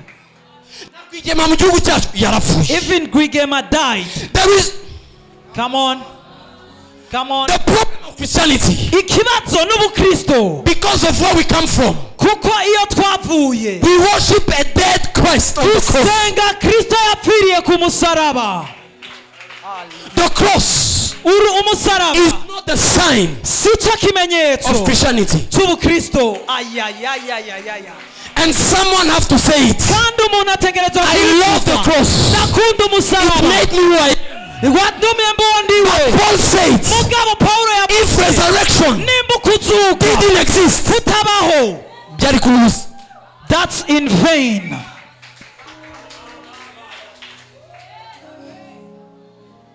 The miracle is Igitangaza not in the death. nikiri mu rupfu, It was a third day. kiri ku munsi ugira gatatu. Third day. Umunsi ugira Our gatatu. good news Inkuru nziza yacu because ni kubera ko yes, Jesus died, nivyo Yesu yarapfuye, but ariko aleza vaha. Come on, come on, come on. Woo, woo. Come on. Satele baragada. he died. Yarapfuye, But ariko Paul was saying, Paulo yavuze ngo if nimba we could only hope for this life, two kwizera ku bw'ubu buzima, our hope in Christ ivyo vyizigiro vyacu muri will make Kristo us the most pitiful. zotuma tuba abagowe mu bandi. If all our hope Nimba ivyizigiro will be on a vyacu dead man, vyoba bihagaze mu muntu yapfuye, even Moses died. na Mose yarapfuye, Even Elijah, you said I went in heaven. na Eliya mwavuze ngo yagiye mu He ijuru, will come back azogaruka in Revelation 11 mu bivyahishuriwe 11 die, kugira apfe, because it's good kuko ni for vyiza all flesh ko imibiri yose to die, ipfa, because this flesh kuko iyi mibiri is a seed. n'urubuto. Hey.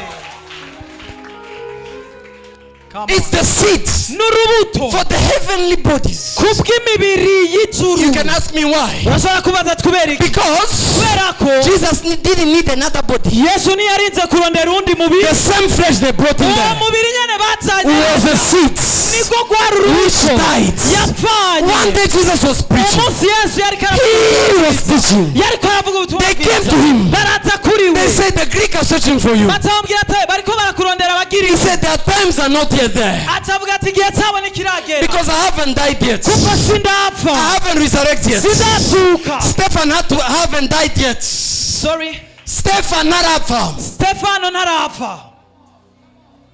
Paulo narachi Damasiko. Paul has not gone yet to Damascus. Sindamubonekera. I've not appeared to him. Let the Greeks stay there. Reka abagiriki bagume Then hano. he came to them. Ataza kuri He bo. said, Atavuga ngo do you know mbega the murazi seed ko have urubuto to rutegerezwa gupfa, fall on the ground rukagwa mu and ivu die? rugapfa. The process of falling Iyo uwo mukurikirane wo and gupfa falling and hitting the ground ukaja mu ivu is the beatings. niko gukubitwa. Ibitutsi. N'inkoni. It's floggings. He received Yakiriye while he was going igihe ariko aragenda to the ground mu ivu, where he have igihe yari afise die. yategerezwa gupfa. The initiation Intango of the seeds y'urubuto touch the ground rukora ku ivu is Jesus on the cross ni Yesu ku musaraba for 6 hours, ku masaha 6 agonizing, aniha giving his breath. ariko aratanga imwe mu ziwe Can I zanyu. open a bracket and close? Ndashobora kugurura akazitizo gato ndakugare. When Jesus was dying, Igihe Yesu yariko arapfa he said, yavuze ngo in your hands mu biganza I vyawe put my spirit. niho nshize imwemu yanje. Christians, Bakristo listen to me. nyumviriza neza, Death urupfu is a choice. ni uguhitamwo. Christians, Bakristo you who carry the chain, mwebwe mugendana ano maraso, us twebwe who carry the gene tugendana tuno of Jesus, tugingo twa you need to Yesu, know mutegezwa kumenya death kurupfu burya ni amahitamo. it's a choice.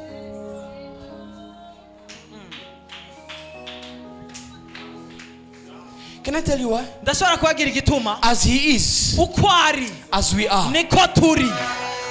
He said, Yavuze ngo I give my spirit. ndatanze imwemu yanje. And understand, Kandi tahura why do Christians kubera ko abakristo don't speak the gospel? bavuga ubutumwa bwiza, Batabwiriza. they don't believe it. They're still living Babaho bakibaho Under munsi the fear y'ubwoba bw'urupfu. Because the fear of death Kuko ubwoba bw'urupfu is the mother of all fears. niwe nyina w'ubwundi bwoba We have bwose received bubaho. from God not the spirit of fear, Twakiriye ku Mana pani mwe but of y'ubwoba power and love. mugabo y'ubushobozi n'urukundo. The day you will understand Umunsi uzotahura that death is a choice, ko urupfu ari amahitamo, you will preach the gospel. uzoca uvuga ubutumwa bwiza.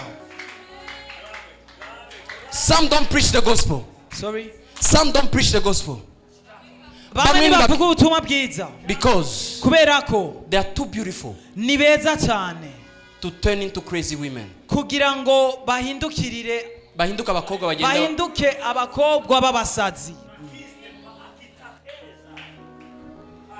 even Naho the fear of shame ubwoba bw'isoni was on Adam.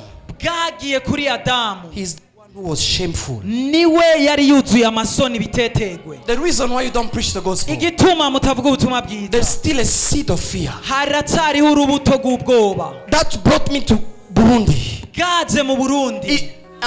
That's what brought me to Burundi, Nico cyanzanye mu Burundi to uproot. kugira ngo ndabirandure.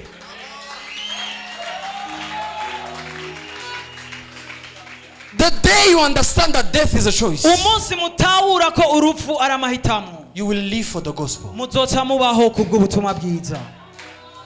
You will not search for reasons to Nimuzorondera impamvu not preach the gospel. zo kutavuga ubutumwa bwiza. Paul said that this is the gospel we have received, Pawulo avuga ngo ubu ni bwo butumwa bwiza that the twakiriye, Lord died, ko umwami and yapfuye on the third day kandi ku munsi ugira gatatu resurrected. arazuka. This was given unto us, Ibi nivyo and we vyaduhawe, give them to you. nivyo natwe tubashikiriza.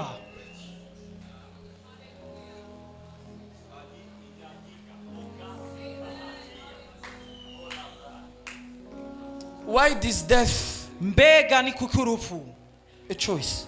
ari amahitamo. The Bible says, Bibiliya ivuga ngo all death, mbega warupfuwe, where is uruboyi rwawe your sting? ruri hehe, Where is ruri he, your victory? intsinzi yawe iri he. What was the victory and the strength and the sting of death? Mbega uruboyi n'intsinzi y'urupfu vyari biki? It was Vyari subjecting, ivyishikiriza, subjecting, kuganguka, subjecting kwari ugukanguka to the law of God.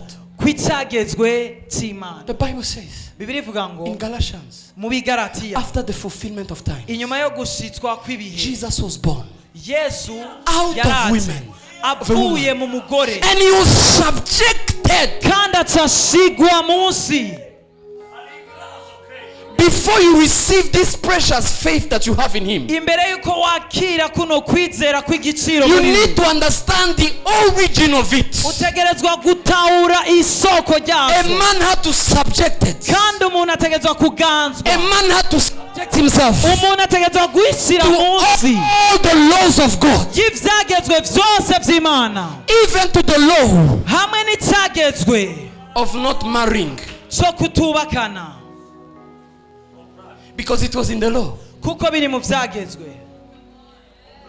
If you want to sanctify yourself, ukaba umunaziri, Nimba ushaka kuba umunaziri, do this. kora ibi n'ibi n'ibi. Jesus came. Yesu yaraje, He refused every pleasure yaranse ibihimbaro vyose to walk first in the scriptures, kugira ngo agire mu vyanditswe, for him to fulfill them, kugira ngo abishitse, so that us, kugira ngo twebwe we will not live under the curse of fulfilling the law, nitube munsi y'umuvumo wo gushitsa but ivyagezwe, become the righteousness of God. ducike ukugororoka kw'Imana. By believing in him, Kubwo kumwizera you fulfill the laws. murashikije ivyagezwe. God never made Moses the father of his people. Imana ntiyagize Mose se w'abantu bayo, He made Abraham the father. yagize Aburahamu se. Father means in Hebrew, Abba means source. Data bisigura Abba, arivyo bisigura isoko. To just say kugira ngo bivuge the laws ivyagezwe doesn't please me. nibimimbara It appease me. biransesema It appease me. bituma ngabanya ishavu. It appease me. Ona umuntu arakaye cyane ugashaka kumuturisha. A man is angry, you just try to appease him. Laws appease me. Ivyagezwe biranturuka. But faith ariko ukwizera please me. kuraneze. Abraham said, God said to Abraham, go. Aburahamu yavuze ngo Abraham believed in God. yizeye The Imana. Bible says, Birivuga ngo and it was converted vyaciye into bihindukizwa. righteousness. That's why when we believe Nicyo gituma igihe twizeye God twibutse of Imana Abraham, Aburahamu. that's why we are the seed Nicyo gituma turi of Abraham, rw'Aburahamu. because we carry the legacy kuko dufise uwo murage of faith. ukwizera. Faith in what? Ukwizera mu biki? In the dead. Mu rupfu, In the asserviment in the tomb, mu kuhambwa, and in the no mu resurrection kuzuka of Jesus. kwa Yesu.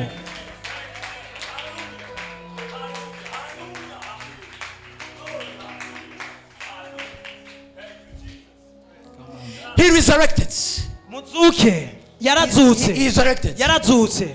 Death is a choice. Urupfu na mahitamo. Can I tell you why? Ndashobora kubabwira Can I igituma. tell you why? Ndashobora kubabwira impamvu. Can I tell you why? Ndashobora kubabwira impamvu.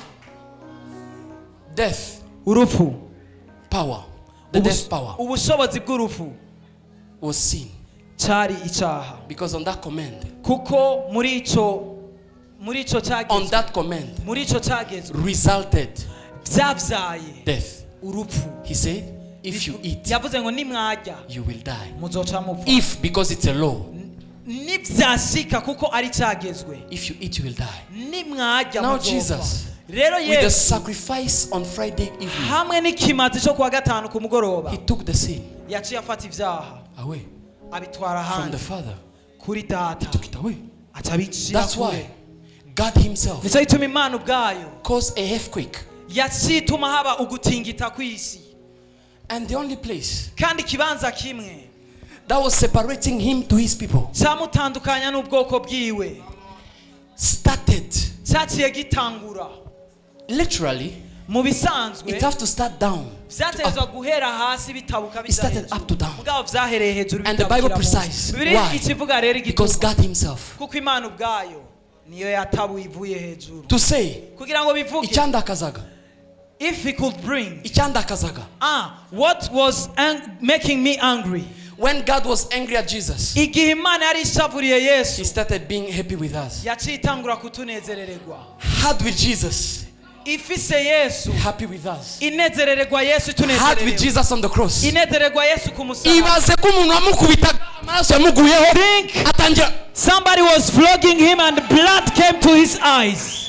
and his eyes open Amaso yiwe acaruguruka and he see acarabona and he start crying. acatangura. He is the Son of God. Sukuri yari umwana w'Imana. Ibaze ibisuma bafashe uwo munsi. Think about thieves that were caught on that Kimwe day. iburyo, One ikindi ibumoso. on the left and another on the ikibumoso right. kiratangira, One of the left said, ikiburyo kiratangira. one of the right said, Niwinjira, if you enter,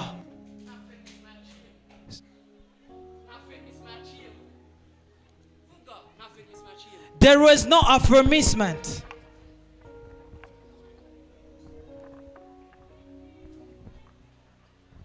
there is no basic teachings. Nta nyigisho z'intango zabayeho. He was there on the cross. Yaraho No ku musaraba. Nta mubatizo. Against all what Jesus taught. Bitandukanye n'ivyo Yesu yigishije vyose. But you say, I only remain one thing. Yaciye avuga ngo mugabo hasigaye ikintu They kimwe. are saying that he's the Son of God, the King of Israel. Let me just believe in him. Bavuze ngo uyu ni umwana w'Imana wo muri Isirayeli, reka ndamwizere gusa.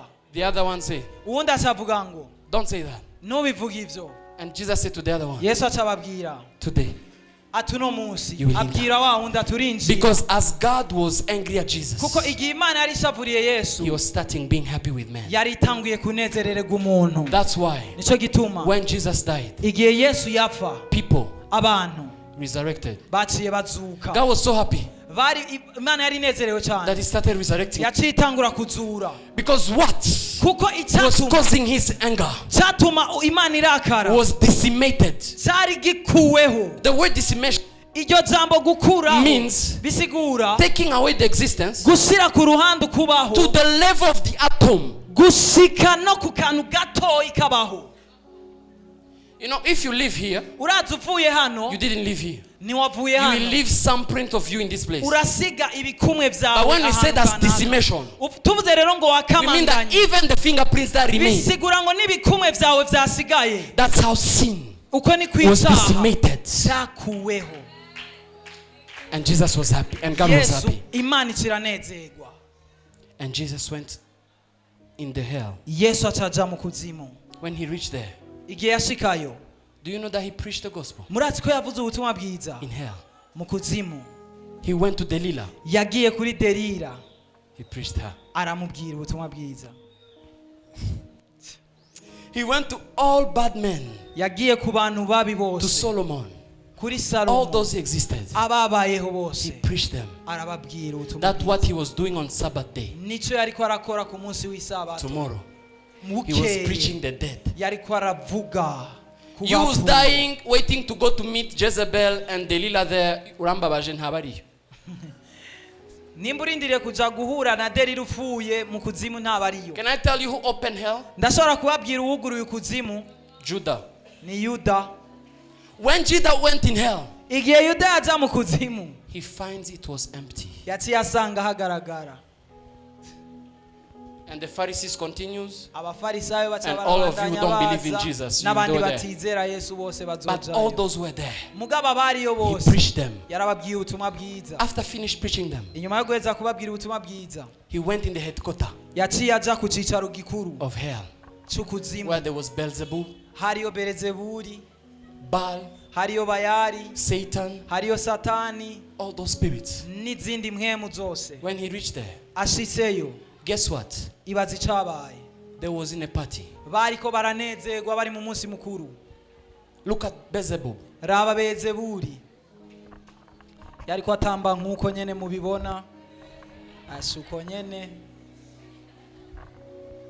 Satan Satani was dancing. yariko aratamba uko They thought baca bibaza ngo they got him.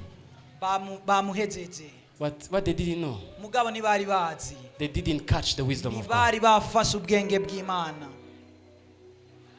They thought of God like man. bari biyumviriye ko Imana imeze nk'umuntu. When they looked like this, baravye gutya the discotheque, hanyuma aho hantu bariko Iyo night baratamba club. iyo night club mwe bariko mukunda ama night club, baratambira. hariya niko kuzimu haba hameze muri headquarter. mu kuzimu hameze nko muri boîte hamwe muja. Apana ikuzimu, headquarter ikuzimu. mu cicaro gikuru c'ikuzimu. It's a night club is a representation of what is done there. rero muri boîte hameze nko ku cicaro gikuru c'ikuzimu. When he entered, igihe yinjira all of them fall on the ground. bose baciye bikubita Only hasi. Satan was standing. Satani niwe yari asigaye ahagaze. Jesus came. Yesu aca aragenda He took the keys aca atora imfunguruzo of the tomb, z'urupfu Hades, zo kugorwa n'ibintu and death. n'urupfu. He took them. arabimwaka. Same for you, I will come back soon. aca avuga ngo wewe nzokugarukira vuba. The Bible says in birivuga ngo Ephesians, mu banyefeso the one who ascended uwaduze is the one who descended. niwe yamanutse. And when he ascended, kandi igihe yaduga he went up with captives. yaduganye Who iminyago. are the captives? mbega iminyago ni It is bande? those he preached the gospel, ni bamwe yabwiye ubutumwa In hell. bwiza mu kuzimu. and he brought them aca in the arabadugana bosom aca abajana mu gikiriza. of Abraham. abakuye mu kigiriza ca Aburahamu Put them there. aca abashira mu gikiriza And ca he came Aburahamu. back aca aragaruka only for one woman. aca agarukira umugore umwe gusa. He met Mary. aca ahura na Mary Mariya. turned by Mariya behind. arahindukira Rabuni. avuga ati Samia. Go mwigisha and tell my brothers. ati genda ubwire I will meet them in abavukanyi Jerusalem. banje ati nzohurira n'ab'i Yerusalemu. The Bible says she wanted to touch her Bibiri ivuga ngo Touch him. yashatse kumukorako. Say, "Don't touch me." avuga ati ntunkoreko because I have to go to the Father. kuko negezwa kuja kwa data. And he went to the Father. kandi aca aja kwa data. Hebrews 5, 6, 7 Abaheburayo 5:6 took place then. He went in the celestial tabernacle yagiye mu birimba vy'ijuru where God was. aho Imana yari. He poured his blood. aca asesa For our y'amaraso redemption. yiwe kubwo gucungurwa kwacu. The Bible says, Bibiri ivuga ngo when women igihe umugore finished yaheza to say that, kuvuga ivyo he appeared yaciye agaragara among them. hagati muri bo. Number one, he said, icya mbere yavuze let shalom ati reka amahoro be with your hearts. abe hamwe nawe. Why shalom? ati amahoro, Everything you are fearing, ikintu cyose mwari mutinya is over. cyaheze cyarangiye. In me, muri jewe you will always find peace. muzokwama muronkayo amahoro. Number two, icya kabiri he said, yavuze ngo arabahuha receive the Holy Spirit. ati mwakire mwemu And the yera. disciples abigishwa were born again baciye bavuka ubwa because they kabiri received the Spirit in ko them. baciye bakira And mwemu then he muri told bo. them, rero acarababwira one ngo of them didn't believe. umwe muri bo He ntiyizeye even touched. aramukorako Tell when, wait in Jerusalem. arindiriye Ijya Paru. Yerusalemu. Go and wait in ati Paru genda urindire i Yerusalemu till I send the power. gushika ndekuye And he ubushobozi. said, you shall receive the power ashavuga ati muzokwakira ubushobozi when the Spirit of the Lord will come upon igihe you. mwemu w'Imana azoza And you kuri shall be my mwebwe witness. muzoca mu bivyabona vyanje This. n'ibindi n'ibindi. Why am I saying this? kubera ikindi ko ndavuga bino, Oh, death, mbega warupfuwe, where is your sting? uruboyi rwawe rurihe? If Jesus took away the sin, nimba Yesu yashize ku ruhande urupfu, death have more power. n'urupfu nta bushobozi rugifise. Guess what? ibaze, iyumvira ibi rero, When you receive Jesus, igihe wakiriye Yesu you become immortal. ucucika uwudapfa. You become immortal. ucucika uwudapfa, You receive eternal life. ucuronka ubuzima budashira. Why does some people don't accept grace? kubera ko abantu bamwe batemera ubuntu ngo babwakire? It's because we present them grace, ni kubera ko tubereka ubuntu, and we should not present them grace. mugabo ntitwari dukwiye kubereka ubuntu. For people to receive grace, kugira ngo abantu bakire ubuntu, explain them the eternal life. basigurire iby'ubuzima budashira. Explain them about eternal life. basigurire iby'ubuzima budashira. Explain them about the tree of life. basigurire iby'igiti cy'ubuzima. Then they will understand by themselves ubwo rero bazoca babyitahurira bo ubwabo how powerful ingene bihambaye His grace is. ubuntu bwiwe buri. His grace ubuntu bwiwe has given us eternal life. bwaduhaye ubuzima I'm in budashira. Burundi today ndi mu Burundi uno to munsi celebrate with you kugira ngo nezeranywe that nawe our Lord died.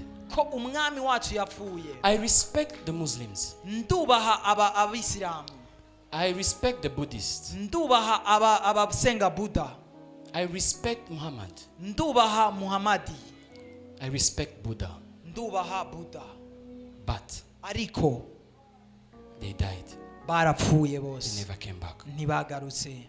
But in Jerusalem, ariko i Yerusalemu till this time, gushika uno munsi the tomb imva is empty. irarangaye, And our hope kandi ivyizigiro in vyacu Christ Kristo is that nuko we will resurrect. tuzozuka. Can only resurrect uzuka gusa n'umwe, what live forever. ni kimwe kibaho ibihe bidashira, And nico when you kizuka. die, kandi igihe upfuye you will die with the seed of eternal life in your bodies. upfana urwo rubuto rw'ubuzima budashira mu mubiri At the wawe. sound of the trumpet, kwijwi ry'inzamba, the dead in Christ first abapfuye muri Kristo bwa mbere will resurrected. nibo bazozuka ubwa mbere. Those who will be alive at that time, abazoba ari bazima muri ico gihe, those who will not choose to die. abatazohitamo gufa. Can I say? ndashobora kubivuga, Man of God, mukozi w'Imana. how come ni gute Moses, the carrier of the law, Mose yaje yikoreye ibyagezwe, lived 120 years? yabaye imyaka 120, Adasaza. and he didn't get old. Akarinda apfa. Even when he died, Adasaza. he was not old. Wowe mukristo You are a Christian, ugapfa ku myaka 50. but you are dying on 50 years. I was just saying, nariko ndivugira gusa, it is time n'igihe to remember ko wibuka the seed of eternal life. ko urubuto rw'ubuzima We don't budashira carry on in our spirit, ntiturufise gusa mu mpwemu but zacu, in our bodies. mugabo no mu mibiri yacu. You will not die ntuzopfa under 100 years. munsi Sorry, under y'imyaka 120 years. munsi y'imyaka 120. And if you die, kandi upfuye it's because your faith ni ukubera ko will ukwizera not catch a kwawe revelation. utafashe ucakire rino hishurirwa. But Paul said, mugabo Paulo yavuze ngo let me reveal you a mystery. reka ndabahishurira ikinyegezwa, All of us twese will not die. ntituzopfa. Some bamwe will be alive. bazoba ari bazima, Because death kuko have no power. urupfu nta bushobozi rugifise. Have no power. Nta bushobozi When I look at rugifise. men like Pastor Chris Oyakilome, ndavye abantu nka Pastor Kristo ya Kilome, these men have eaten the fruit of life. aba bantu barariye I know icamwa that c'ubuzima. face when I was still 15 years old. namenye uko kwizera, namenye iyo sura yiwe nkifise imyaka 15, 6, 7 imyaka 6 on Rwanda TV, looking at him kuri till today, televiziyo y'u Rwanda standing there, ndamuraba n'ubu aracahagaze because the seed of eternal life kuko urwo rubuto rw'ubuzima is in budashira our mortal bodies. ruri mu mibiri yacu ipfa. Death is a choice. urupfu n'amahitamo, Death is a choice. urupfu n'amahitamo. They took stones. barafashe amabuye They stoned Stephen. baratera Stefano. The Bible says, Bibiri ivuga ngo Stephen said, Stefano caravuga, Father, data do not implant on them. nubibaharureko, Take my spirit. twara impwemu The yanje. Bible says, Bibiri ivuga ngo Stephen died. Stefano carapfa. Few chapter after, ibice They bite took inyuma Paul. baca bafata Paulo they stoned him. baramutera amabuye. The Bible says, Bibiri ivuga ngo he stood up yarahagurutse arikunkumura and he entered. acarabandanya, Because death kubera ko urupfu sometimes rimwe na rimwe is your choice. n'amahitamo If yawe. death is a choice, nimba urupfu ari amahitamo, what about HIV? mbega n'ibiki twovuga kuri sida, umugera wa sida?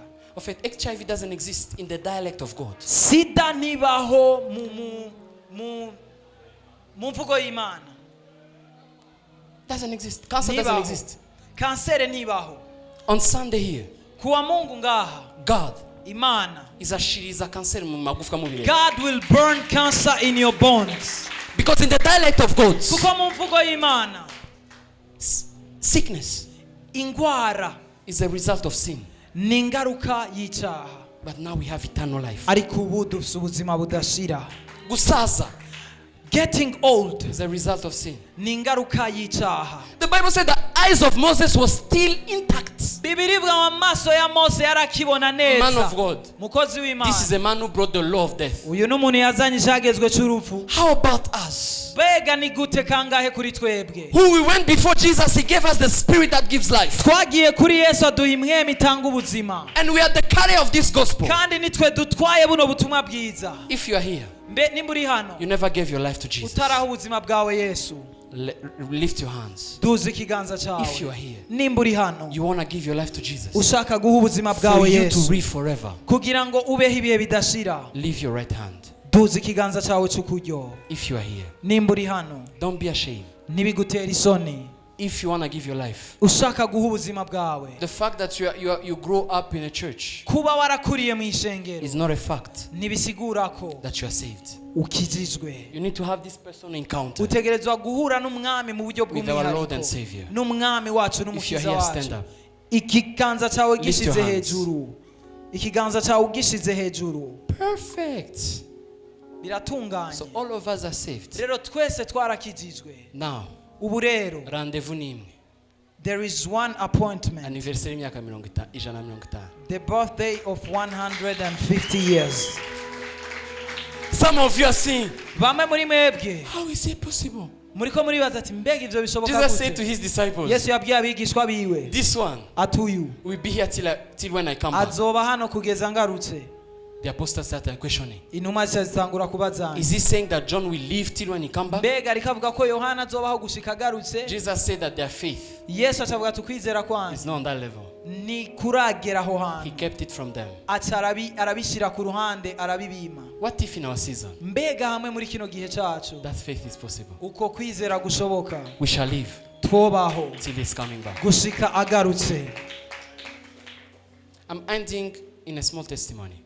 Ndangirije kwintahe ntoye After I get this revelation, maze kuronka rino hishurirwa, I'm ending this ndiko ndarangiza because I saw only Christian are here. kuko nabonye abakristo gusa I aribo want to bari give you a hano. challenge Ngomba ndabahe for you to not fall igikorwa sick kugira ngo mutagwara and kandi refuse death in your life. kandi mwanke urupfu mu buzima bwanyu. I was in Gisenyi Nari igisenyi at my auntie, aho marume shangazi wiwaba. and when I was there Igihe nari aho in the morning when I was in prayer, mu gatondo igihe nariko ndasenga, God told me, Imana irambwira you are going to die ugiye gufa today. uno munsi. I woke up Ndavyuka. because every time you learn something new from God, God will test it. Igihe wize ikintu gishasha kivuye ku Mana, Imana izokigerageza. And then I woke up ndavyuka and I asked God, how will I die? ca ndabaza Imana ati mbega nzopfa gute Mpfa Immersed gute? in water. ati uribira mu mazi I went in the saloon. ca nja muri salon I met my auntie. Her name is Tantine Cécile. mpura She lives in Goma now. n'uwo mushangazi wanje yitwa Sisi abigoma ubu. I told her today I want to go to swim. ca ndambwira ati uno munsi Before I tell her, imbere yuko she ndamubwiriza told me, acambwira I woke up bad feeling, un mauvais pressentiment, navyutse niyumva nabi que quelque chose de mal va t'arriver, ko hari ikintu kibi gyaba kigushikira comme si la mort va nkaho t'arriver. urupfu ruhava rugushikira. Je lui ai dit, oh, oups. ca ndambwira ati oh Aujourd'hui même, uno munsi nyene elle m'a dit, acambwira ati ne sors pas aujourd'hui, s'il te plaît. ati ntusohoke uno munsi abari wamubwira. Je lui ai dit, ca désolé, ndamubwira ati mwihangane je vais sortir aujourd'hui. ndasohoka uno Je munsi dois aller nager. ntegezwa kuja koga. Et je lui ai dit, ca ndamubwira prends mon téléphone ati fata telefone yanje parce que je vais revenir. kuko ndaza kugaruka. Comme Abraham a dit au serviteur, nk'uko aburahamu yabwiye abakozi on biwe va aller, ati tugomba on tugende va revenir. kandi turagaruka. Je suis arrivé à la plage.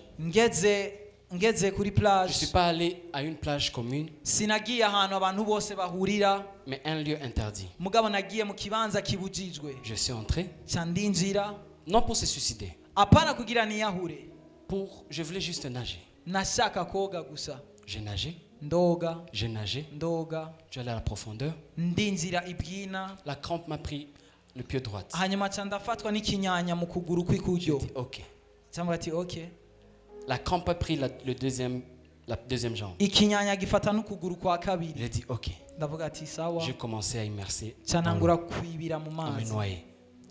Je me suis ndibira noyé, ndibira je me suis noyé ndibira et j'attendais nari ndindiriye voir mon esprit quitter. kubona imwemu yanje imvamo Que je l'ai gusa. dit. ca ndavuga Tu pars où? ucugiye he? Reste ici. gumaha. Je me suis noyé. ca ndibira Je me suis noyé. ndasubira ndibira. Je sais pas sinzi si j'étais dans mon corps ou hors mon corps. ko nari mu mubiri canke hanze y'umubiri. Quand je suis arrivé au bas, vraiment au fond, igihe nagera munsi cane j'ai senti mes jambes. nca numva amaguru. Et si vous savez bien, le lac Kivu est l'un des lacs les plus profonds. nimba muzi ikiyaga ca Kivu Quand ni je suis kimwe mu arrivé biyaga birebire au nsitse fond, je munsi sentais de l'eau même dans mon... narumva le poumon. amazi mu mahaha yanje. Mais j'avais dit, la mort est un choix. mugabo nari naribwiye ati urupfu n'amahitamo. J'avais dit à Dieu, nari narabwiye Imana je meurs ndapfa ou bien ta parole ment. cankwe ijambo ryawe rife. Sorry. Quand je suis arrivé au fond, nsitse munsi j'ai frappé avec un orteil. ca ndashira hasi ino rimwe Dans l'eau, mu mazi je suis ressorti. ca ndasohoka kandi Pas là où j'étais, apana hamwe narindi à la rive. mugabo nari ku rusi. Et Dieu m'a dit, Imana icimbwira le naturel ati ibisanzwe revêtera bizoza le supernaturel. bizocika ibidasanzwe. Aujourd'hui, je viens te dire, uno munsi ngomba kukubwira avec ce petit témoignage, hamwe nino ntahe ntoyi n'aie gusa plus peur de la mort. ntugire ubwoba kandi N'aie bw'urupfu. plus peur de problèmes de la vie. ntugire ubwoba bw'ibibazo by'ubuzima Parce que la mort kuko urupfu est le dernier ennemi. niwe mwasi wa Et nyuma tous tes ennemis kandi abansi bawe sont bose sous tes pieds. bari munsi y'ibirenge byawe. Que le Dieu que je sers Imana nkorera bénisse sa parole. ihezagira ijambo ryayo.